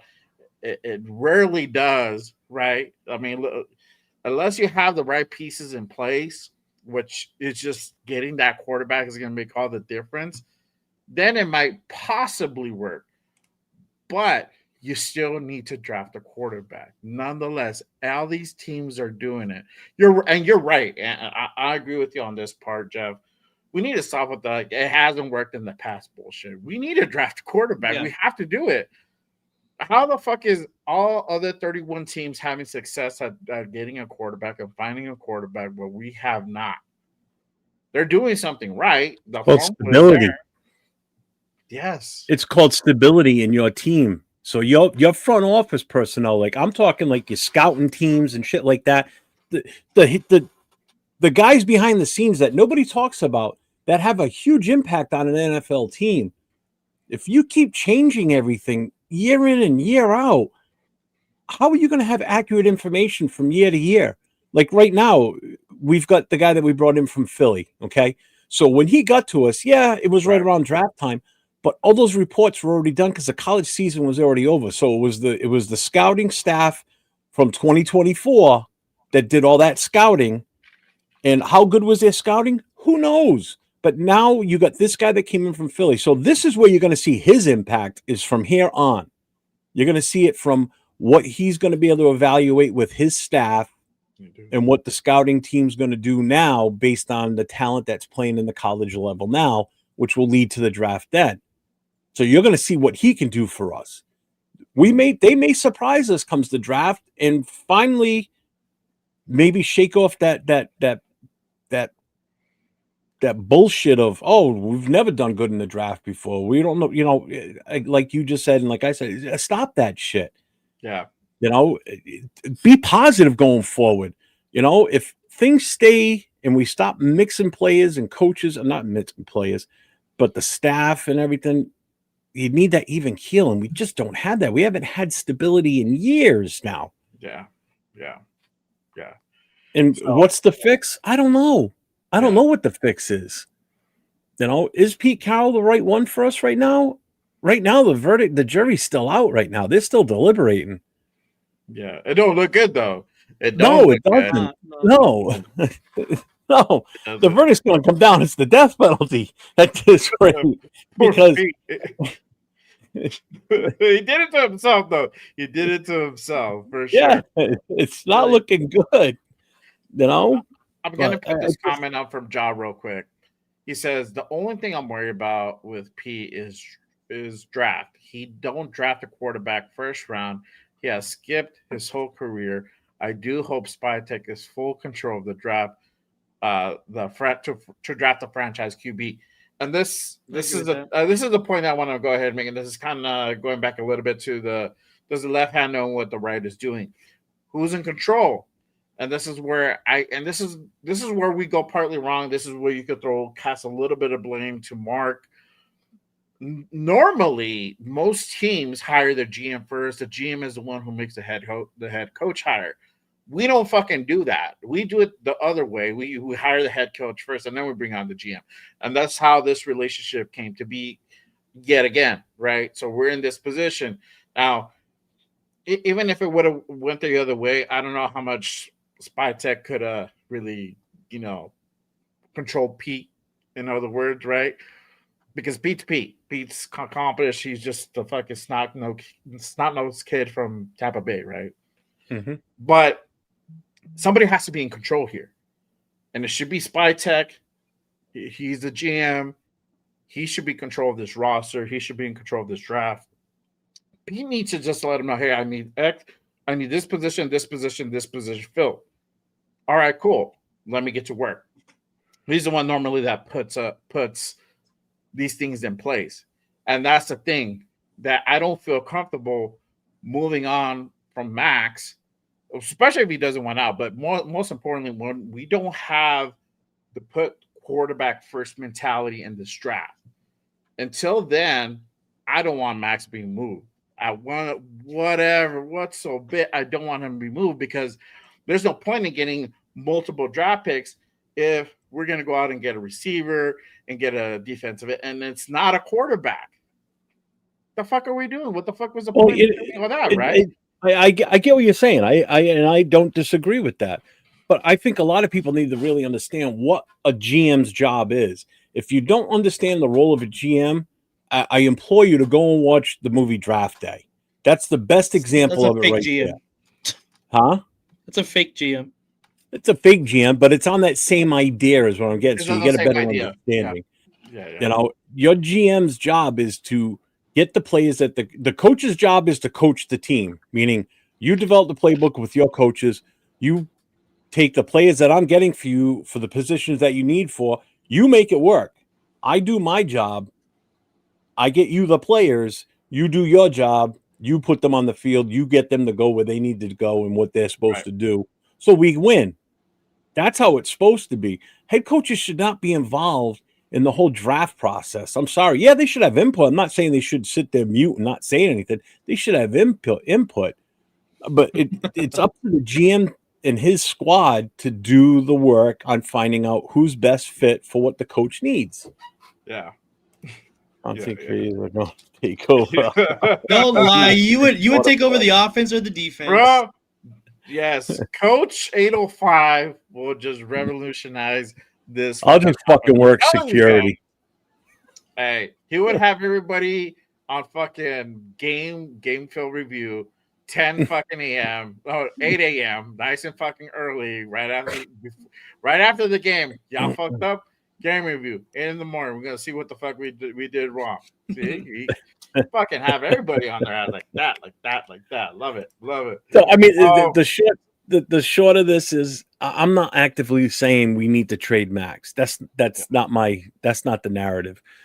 My thing is, like I said earlier, if somebody's looking and they call, you listen, and if it's good, you take it. Plain and simple. Yeah. Plain and simple. And somebody mentioned it earlier. Look what Detroit did when they traded away Matthew Stafford. Look what they turned that into over their time frame. And look where they are now. They're competitive. They've been close. And I all the credit to number Campbell. Overall quarterback back. I think they basically did a swap, and it worked out great for them because they got Jared Goff. And they were just wrong for each other's systems. And once they got traded, they ended up working out. Both of them lucked out and worked out great. And that's, again, that doesn't happen that often, right? Yeah, but what I'm getting, but like what they said in the chat too, is they still built their team through the draft. They still brought in players to complement that quarterback. You know, so if we're able to trade Max for a quarterback at the end of the season before the draft, what quarterback would you trade for, though? I don't know. Whatever's out there. Would you take Joe Burrow for him? That's it. Okay, now we're living in Madden world. Now we're living in Madden world. That's even if they want relax. to do that. Yeah, but in all honesty, you got to look at you got to look at the two options. What do you mean? You got to look at the health for both of them. Joe Burrow's been out more than he's been in lately. Unlike Max, Max was out last year for half the season. He's out right now because of a bad. That was a roll up. That wasn't like he did something stupid. He got rolled up on. Oh yeah. You know, but seriously, if Cincinnati said, "Hey, you know, well, there is no world Cincinnati even calls us for that reason to give away Joe Burrow." No. What if he wants out? What if he wants out? You don't know that. You're not trading for Max Crosby. That's the problem. You're not trading Joe Burrow for Max Crosby. They're gonna have a high draft pick. You said it yourself. You're not building around a D end. Why would you trade your one overall quarterback who has put up numbers when he's been on the field for? Because they'll get one in the draft because they're gonna have a low end draft pick. They're gonna have an early draft pick too. They're a better team than us right now. Huh? They're a better team than us right now. Yeah, 100%. I'm gonna go ahead. I know we've been on the trade talk for a minute, but I also want to go ahead and put this out there because I've heard this too. Oh, I heard JPJ also be on the trade block, and this is carrying a little bit more steam as we progress because it's evident that Pete, Chip, this fucking regime for whatever reason, I think it's mostly Chip and Pete don't fucking like this guy, and we talked about it. Is I don't know what was done. I don't know what was said. There's theories coming out of different places. Could have been from the Genty commercial when there was the schedule release from that comment. Could be something personal that's been going on in the locker room. I don't know. But do you think JPJ could actually get traded? Do you think that actually would happen? Like they would trade away our best lineman? I think so. Do you think it's possible, Nate? I definitely think it's possible, considering that the fact that they're trying to find any possible way to not even play him. I think it's very possible they move on from JPJ, but I don't want to. I don't understand it. Why they are trying to find excuses to not play JPJ, because he has obviously been our best offensive lineman since Colton Miller has been out. Even before Colton Miller, you could probably even put him up there with Colton Miller, saying that, you know, they're probably 1A, 1B in our best offensive line on an offensive line that has not been good across the board. And they're trying to replace him with Alex Kappa, who was the worst guard in football last season, the absolute worst. He ain't doing any better this season either. Exactly. So it makes absolutely no sense for us to move on from JPJ, but because everybody's ego is so big and everyone's head can't fit in the same building, JPJ is going to be on the out. That just doesn't make any sense. It really doesn't make sense. Yeah. What about you, Jeff? Do you think? I mean, you're talking on the weakest unit on this team right now is the offensive line. The last thing you want to do is lose the one guy that you think is the best, right? He's definitely, and still, I think he's the best offensive lineman right now on that starting. I will put this out there. We literally released Pratt, the best linebacker in that room, for nothing. Yeah, but he didn't want to play special teams. I know, right? That's the rumor that he didn't want to play special teams. Prerequisite if you got to play special teams. But if I stick to my beliefs, no player is off the market. I mean, off the table. Every play is up for grabs. You know, again, same thing with JPJ. If it's going to add some cohesiveness to what's going on, because you said it already, there's something going on. There's definitely something there. You know, my other thing is, I know I've said this on our show before too.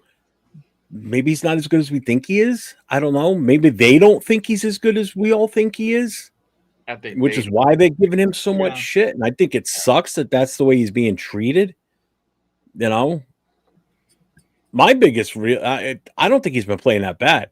My biggest thing is Glaze. I don't know what the fuck happened to Glaze since last season. Yeah. And He's in the wicked sophomore slump. oh yeah, I honestly I put that on coaching 100% because I know for a fact once he started showing that regression, if you would have had a good coach, that shit would have been taken care of by now. Like you would have Yeah. seen a better version of Glaze, but it's because we don't have the best offensive line coach. This is the type of fucking shit that you're seeing, and it won't change. And it's actually a disservice. It's organizational malpractice to allow that. That you drafted this guy. He literally took somebody's fucking job last year and kept it. He has potential, but he's not going to get any better until the coaching gets better, and that's the sad part. So, I blame Brandon Cowell 100% on all the offensive line issues. Yeah. Because we pretty much had the same offensive line as last year, and when Philbin took over the offensive line, they looked great. This year, they've got his son in there, and they look absolutely atrocious. From the very first preseason game, from there on, it hasn't gotten better. It has not gotten better at all since the preseason game one. I've not seen an improvement. They've all been status quo. Yeah. Yeah. You know, the only time they look decent, somewhat decent, is when they're going up against an inferior defensive line. You know, and that was the Patriots week 1 and Tennessee 2 weeks ago. Yeah. As soon as they get any type of pressure, look what happened with the Chiefs. Chris Jones was just destroying them. Yeah. Oh yeah. You know, for sure. The Colts lit us up. That front line of that defense on the Colts, man, they were everywhere that game. Oh yeah, they did. It's so much faster. That was crazy. I'm just tired of it. I know. Me too. Before I go on to my next segment here, real quick, appreciate everyone pulling up and tapping in with us. We have over 60 in the building. Salute to everybody here rocking with us on this Wednesday night. Make sure you guys hit the subscribe button on this show, on all the 3 shows, Just Raiders Baby, 401 Raider Jeff, LV Raider 10. Make sure you guys go ahead and give all my guys some love here. Hit that subscribe button. Turn on notifications. We have shows during the week, so make sure you guys go ahead and pull up for those as well. Hit that subscribe button. I'm going to go ahead and hit you guys with this. Obviously, 2-5.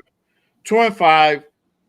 It's a dismal season. It's so painful to say, isn't it? It is. I can't accept it, and it's hard. But it is what it is. But who do you cast blame to this? I mean, does this fall on Pete, Chip, Spy Tech, all 3?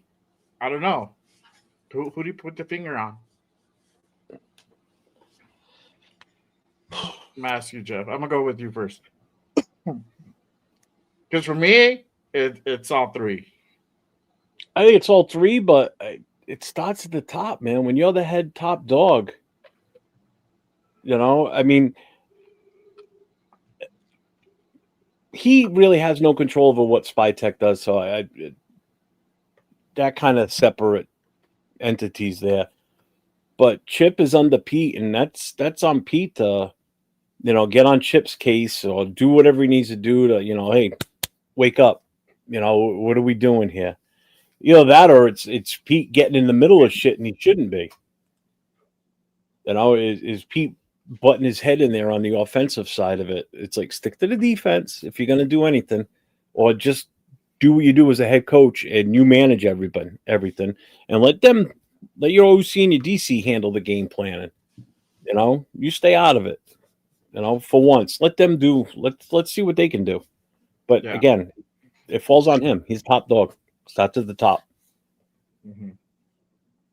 What about you, Nate? Who do you think this falls on? I think everyone does share blame as well. If I had to choose who deserves the most, probably Pete Carroll. For, again, and it all goes to us making changes. Nobody wants to make any kind of adjustments anywhere. And that's not even only him. That's Chip Kelly as well. Chip Kelly doesn't want to make any adjustments on how he calls plays, on how he wants to run the offense.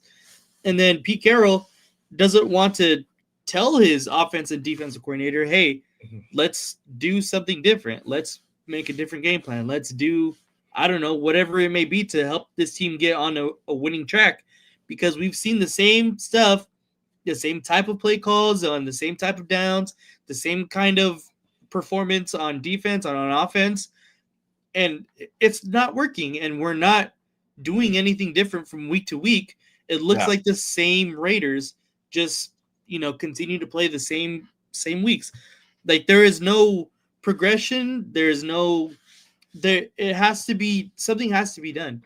And to me, it does start at the top, like Jeff was saying, with Pete Carroll, because he's the one that's running everything, to be frank. And if he's not the one to say anything, then nothing is going to be said or done.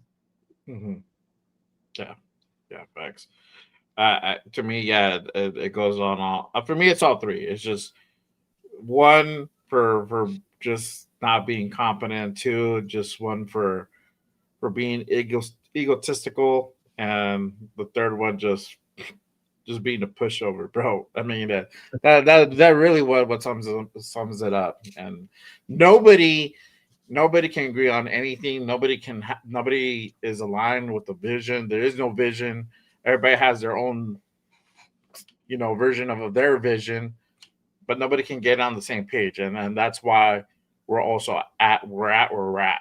And I don't see anything changes until everybody gets aligned. And until that happens, we can actually start building a team. But until then, it's not going to happen. It's just not. And that kind of takes me to my next point here is this basically, is this season over, or is it salvageable? I don't know. What do you guys think? Is this? Well, what do you consider over? I mean, are you still thinking we're going to make the playoffs, or when you say the season's over, I mean, like, are you asking, are we going to win any games the rest of the way, or? I'm trying to understand what you mean by season is over, or is it salvageable? Or is it salvageable, like meaning that we're going to be able to go ahead and put some wins together and look at least somewhat decent out there, or is this, that's it? We're done. Are we going to get a bunch of new offensive linemen during the bye week? If not, then I don't think it's salvageable at all. I think we're going to have the same results the rest of the way based on our schedule. It's not an easy schedule the rest of the way, man. Not at all. Mm-hmm. Every team that's on that list is rocking right now, except for Cleveland. And Cleveland's still going to be hit or miss. Yeah. We still got 4 games in our own division yet. 2 against the Broncos, the Chargers, and 1 more against the Chiefs. Yeah. So there's 4 games right there that we're probably not going to win. We might pull one out, but it's a reality that we're going to probably go 0-6 in our division again. And that pisses me off more than anything. So I don't care if we didn't win another game the rest of the season. If as long as we went 3-3 in our division, at least hit 500, I would have been okay. We're 0-2 right now. So it's fucking 0-2. But if that's how you're feeling, that's how you're thinking, is it time to start evaluating talent? I think, have we come across that time to go ahead and see what we got there? Because, I mean, I don't know. I'll let Nate take that one first. There you go. Well, first, to answer the first question, do I think it's salvageable or if it's over? I think it could possibly be salvageable if, things change. If things, like, we start to act like we want to be more competitive in games, because I think this team has the potential to progress, like to be better than what it is obviously right now. Because last week was the worst of the absolute worst, I think, that it could possibly get. And I think that, again, it just all kind of depends on what your expectations for salvageable, and and everyone's gonna have a different opinion on that. To me, salvageable at this point of the season is just to be more competitive in games. to look better. And yeah, I knew someone was gonna say something like that, of course. But I think the point of the season for the rest of the year is to just get better. Like let's get better as a team. Let's look more complete as a team. I don't think the goal is to win games anymore, because at this point and looking down the barrel of our schedule, it's going to be tough to do that for sure. So I think the point from here on out has to be, okay, can we progress in being a more complete team? Can we progress in being a better coach team? That's where I think it's kind of come down to. Let's keep practicing. We might be able to get it right. What a constant evaluation process. And that's where I was going to go. I think that's where it goes into, okay, we should, evaluate the people that we drafted, like where is Pegues? Where is Hemingway? Where is our 2 offensive linemen that we drafted? Yeah, why are they always healthy scratches? Yeah, where is let's see let's see Besh get more touches and targets. Let's see Thornton be a little bit more creative in getting the ball in his hands. And then of course, let's see Ashton Genty. Yeah, that's why I'm saying let's get more creative with him getting the ball first. But let's see Genty get the ball. Like I feel like this whole season we had this expectation that Genty was going to be our, bell cow back, that we were going to be able to run the ball, and every single week it has not happened. We just don't see it. And obviously, it's tough to do behind the offensive line that we have currently, but we got to do something, because every time that he touches the ball, that's what everybody wants to see. That's where our offense should have been for this entire season. It should have been Genty. But instead, we tried to rely on a 35-year-old quarterback to win us games. That was not the right mindset to go into the season with. And I mean, excuse me if I'm wrong, I don't think any of us had that expectation that we were going to rely on Geno Smith to win us games. I don't think anybody in Raider Nation had that expectation. I thought it was going to be Genty that was going to do it for us, to be honest with you. Yeah. Exactly. So the fact that everyone had this one thought of how this team and this offense was going to run, and then it completely shifts because Geno had one good week and we ended up winning, that it just doesn't make sense. So, yeah. I mean, there's so many different factors into why we're actually talking about now evaluating talent. And we've already covered it. Bauer's being out as long as he has, that hurts. That hurts, because he's such a pivotal aspect to this offense that if he's not on the field, we're kind of one-dimensional. We really are, because we can't throw the ball worth the shit because we can't protect the quarterback. And we might even be zero-dimensional, because even when we try and run Genty or Mosert, they can't get much done. They can't run between the tackles, that's for damn sure, because we can't open up the holes for them. So evaluating talent, should have been evaluating talent a long time ago. There's been plenty of chances with the way that we played in games where we can get these younger guys into the game, give them game time NFL true experience, let them get out there and play. It's unfortunate that both of our rookie offensive linemen weren't active this weekend, because this would have been a perfect opportunity to get them out there. Yeah. Get them out there. We're down 31. We're losing so bad, it won't matter who the hell's out there playing.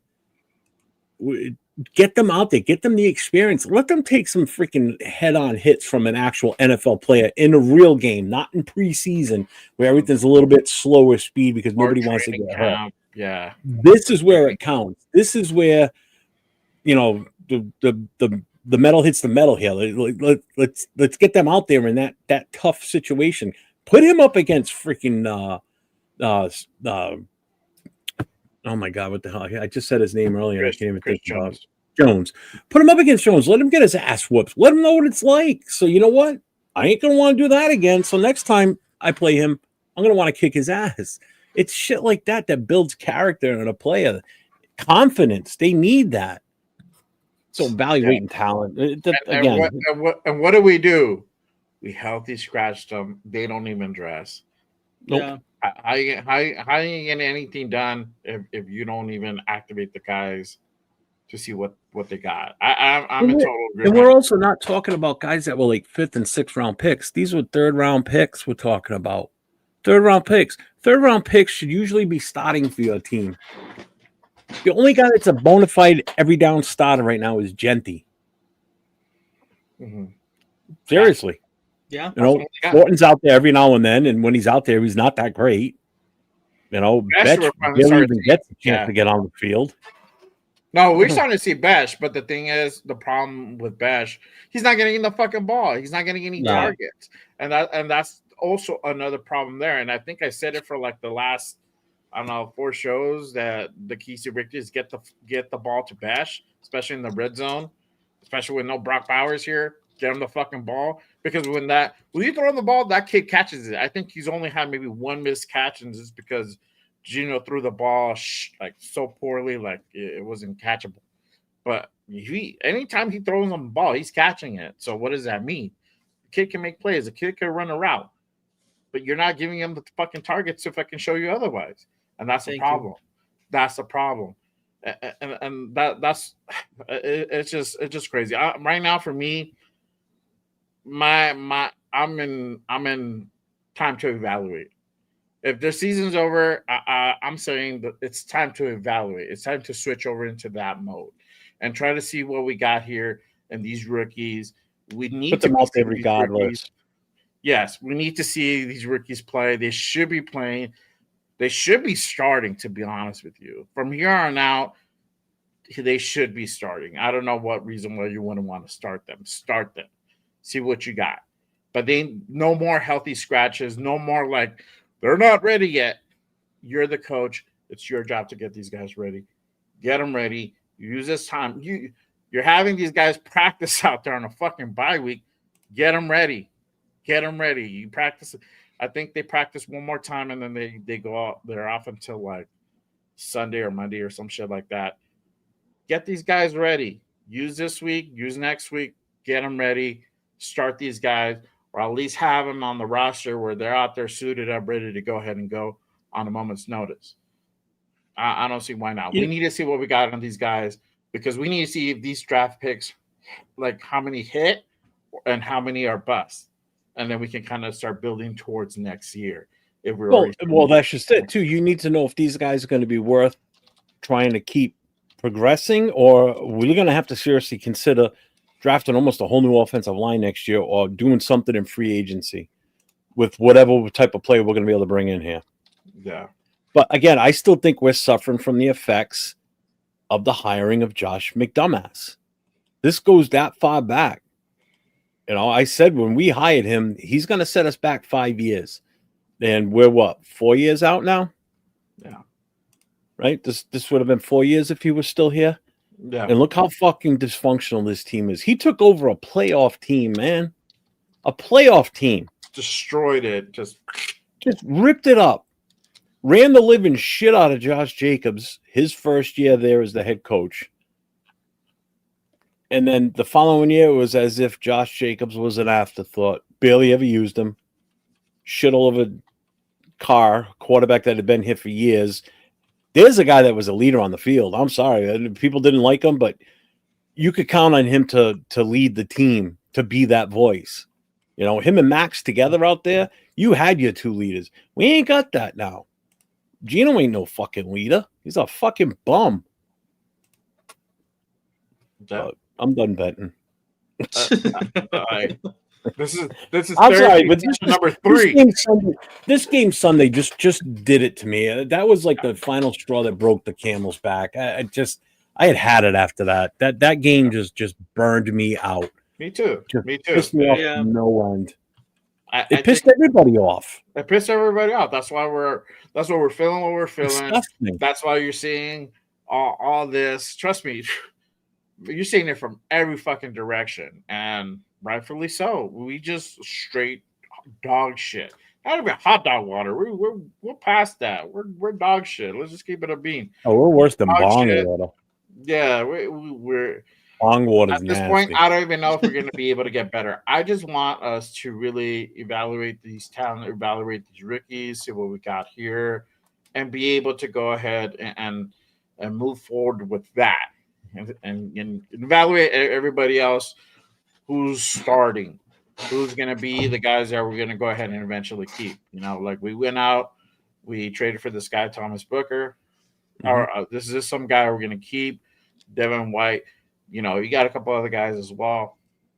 How are they going to be here next year, or are they worth keeping here next year?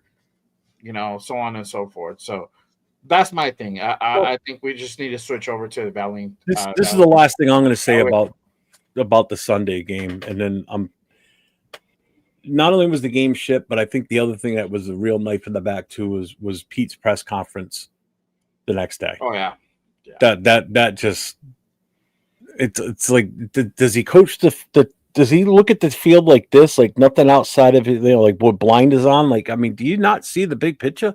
And then to sit there, come out and make the comments that you make at these press conferences after these games that are just so abysmal. It's like that's what gets to me too. It's like he's just blind to this.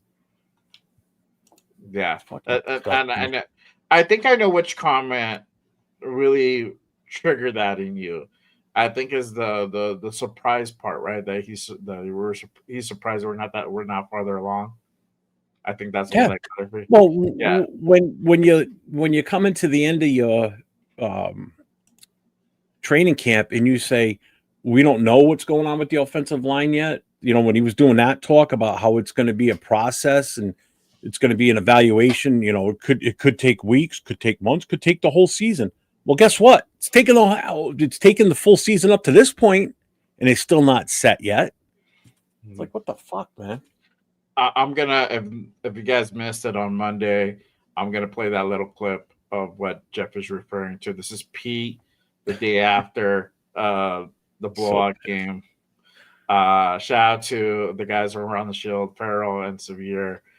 Make sure you guys go ahead and give them a follow on X and also on YouTube as well. Go ahead and subscribe to their channel. But this is Pete on Monday saying that he's surprised on the season. The season, has anything surprised you how this season has played out so far? Yeah, I'm surprised that we're not farther along than we are. I thought we would be, and I anticipated being farther along and being cleaner with our game. What I'm trying to show you is that we can play really balanced football, meaning that all three phases can do their part and give us a chance to play the game where we're not giving the game away. And early on, we were turning the ball over like crazy, and kicking game was struggling, and defense was kind of holding it together for us, it seemed. And so the kicking game has come back around. A couple guys have been switched around, moved around. I think Tom did a nice job adjusting, and the last couple of games have been very solid. How do you know we didn't get close enough to kick? They're out there, and every once in a while they make a play, and that's kind of taking place. And defensively was different yesterday. We really missed Max. Max's dynamic play, the things that he does, that was obvious to me. But that's coming along. Offensively now, we've settled down, giving the football up, and so we need to kind of get going again and get moving it and get productive. Yesterday was a mess of making first downs, and they did a great job on us.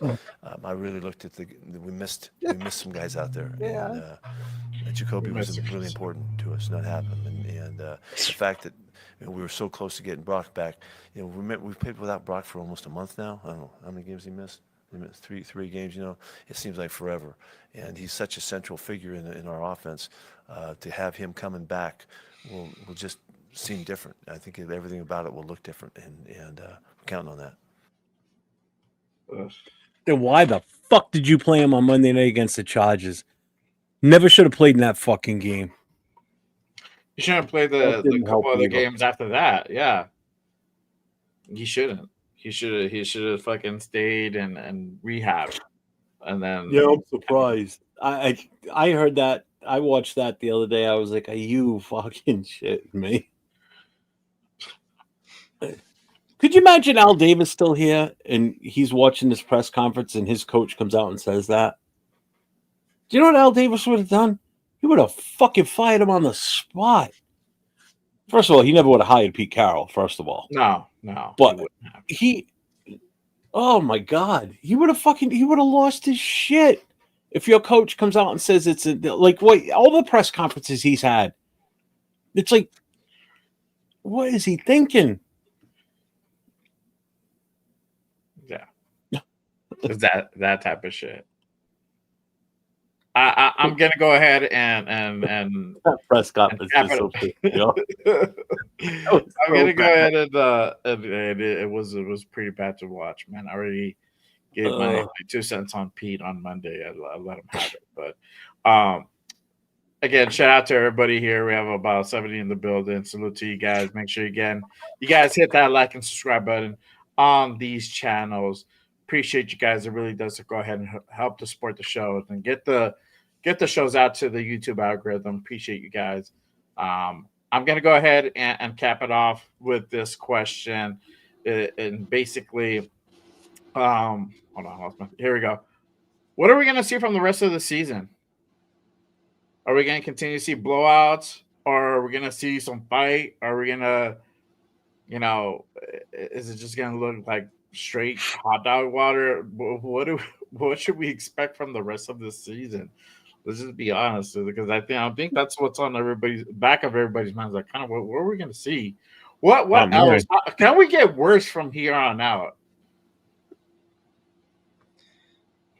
I hope we don't get worse. I don't know how you not get worse. I hope we don't get worse because I don't understand how the fuck we can get worse. Way worse, dog. I already thought about it in my mind. Get really bad, dog. They get really, really bad. Some 0-16 Lions type bad. That's where we're at right now. Yeah, I think it's gonna get a little better. I don't know how much better. That's kind of not really depending on us. I think that's really depending on the coaching. I hope it gets better. I don't know how much is gonna could possibly get worse. I don't know how much possibly could get worse. But if it does, fuck, we are in for it. And this is still rather early in the season, to be honest. Like, this is maybe halfway in the year. And so if they can't figure it out after this season, holy shit, we are in for it. Yeah. What about you, Jeff? What do you think we're going to see for the rest of the season? I don't know, but I'm sure I'll be surprised. Maybe. I don't know. I at this point, can it get much worse than this? It could get worse than this weekend's game. I don't think it could. It could get worse in the sense where imagine that game across 10 games. Yeah, that's the only way. Yeah, we got 0 points the rest of the season, and not for nothing, but that very well could happen. That very well could. We could end up scoring the least amount of points in NFL history in a season. That would break a record. That has to be based on what we've already scored this season. We just got shut out. We lost by the Colts. What did we score against the Colts? 10? 6 points. 6 points. So 2 field goals, yeah. So 2 games, there's 2 games right there. We only scored 6 points. And then we scored 20 against the Titans. So we're at 26 points in 3 games right there. Yeah. So you figure out the rest of the math on that. It ain't good. Oh, I know. Yeah. We scored 6 versus the Colts. We did score 24 versus the Commanders. 24 versus the Bears. Only scored 9 versus the Chargers, and then I forgot about 20 that with the Patriots. Yeah, and then 20 with the Patriots. So, do we hit 75 yet? I don't know. Is that 70? I think we're really close to 75. If not, I think we hit 75 already. Yeah, that's 103. We got 103 points right now on the season. Yeah.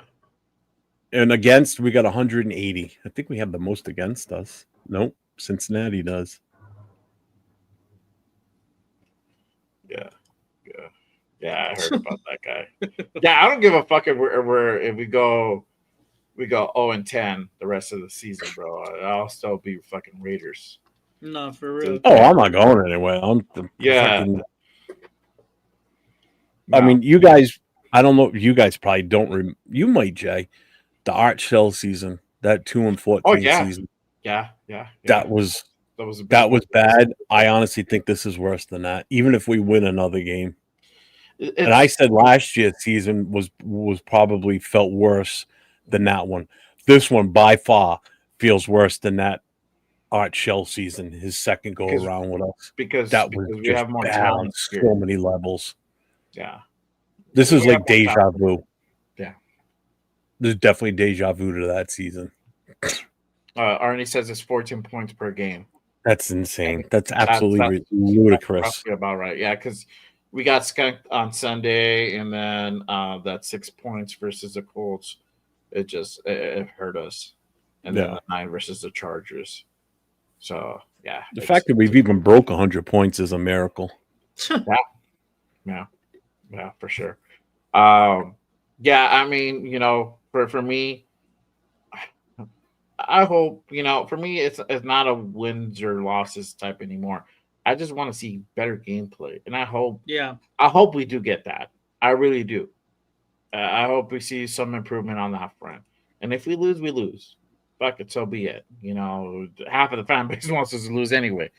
But I just want us to look respectable. I want us to at least see what we got and these guys, and just look fucking better out there. Just not look so fucking lost and dumbfounded, and we look fucking straight terrible. At least look like you know what you're doing out there. That's the other thing. They don't look like they know what they're doing. Yeah. At least look the part. Even if you don't know what the fuck's going on, just hit somebody, hit something. Yes, that's really what I care for. It's just hopefully we can go ahead and make changes. I'm going to say adjustments, but make the changes to start getting towards that direction. That's it. Then we turned this into a 2.5-hour show. Holy fuck! We did. There you go. We covered a lot of things. Shout out to you. I can't do math. And I'm Asian. Go figure. There you go. Reverse Benjamin Button. Oh, my guy over here. Yo, shout out to my guy. I'm gonna link up with you in about a week and a half. We're gonna go ahead and celebrate my birthday out there in Vegas. So I'll be out there. I'm gonna see. I'm still going to the fucking Jaguar game now. I'm just gonna go ahead and get drunk. I'm still going to Philly. Get drunk. I'm still going to the Cowboys. Yeah. I don't drink, so you I got free can't. tickets. That's different. That's different. I'm still probably and you can come back the same day. Huh? I'm still probably going to the Giants too. Okay, there you go. And you can come back. Are you going to the Chargers game at SoFi? Yeah. Well, not going. I don't know if I'm going to the game or not. It kind of depends on the tailgate. Yeah, I'm definitely going to the tailgate. I don't know how much the tickets are yet. I mean, that's tough to pass up. I mean, you live right there. I get it. You know, meaning you're not gonna stop going to games. I mean, it's coming to your hometown. I mean, why would you not go?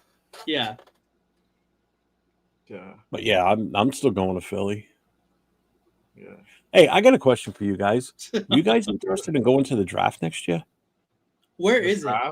It's in Pittsburgh. Ooh, maybe, yeah. Because I'm planning on going. They're probably That'd be sick. Yeah, I mean, I could drive it or I could fly. A drive is about 8 or 9 hours for me to drive. Okay.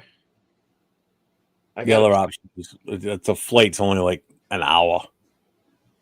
Okay, I gotta check how far it is from Jersey to Pittsburgh. I think it's like 3-4 hours.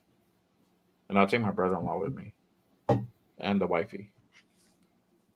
I can tell you in a second, actually. The kids can stay with the grandparents. There you go. There you go. Then you can go.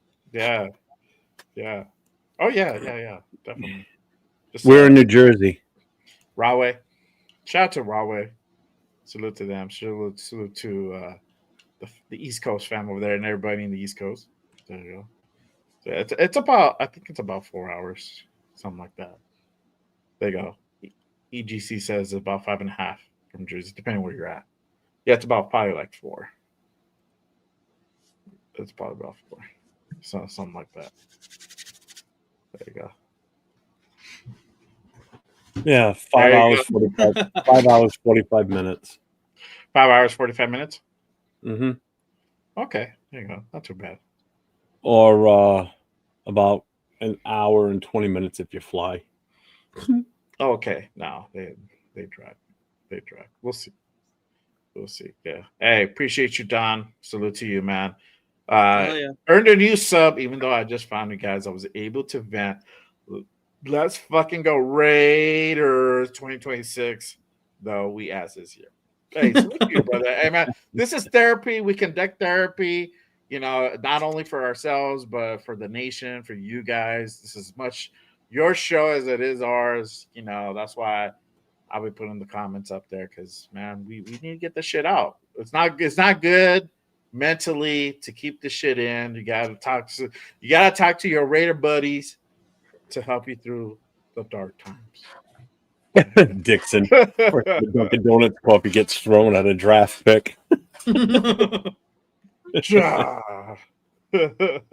Hey, there you go. Luke, Dodgers World Series, though. That's it. We got the Go Dodgers. Jays. Yeah. Well, I know you're not a fan over there, but there you go. At least I got the Dodgers. Go That's Toronto. Yeah. I'm half French Canadian, so that makes sense. You fucking connects you. Whatever. Well, the other half of me is Portuguese, so still you're a connect, bro. It's all good. There you go. Right. See, LS, y'all keep me staying over here, and there you go. That's what's up. Yeah, it's all about the sanity. We need to keep.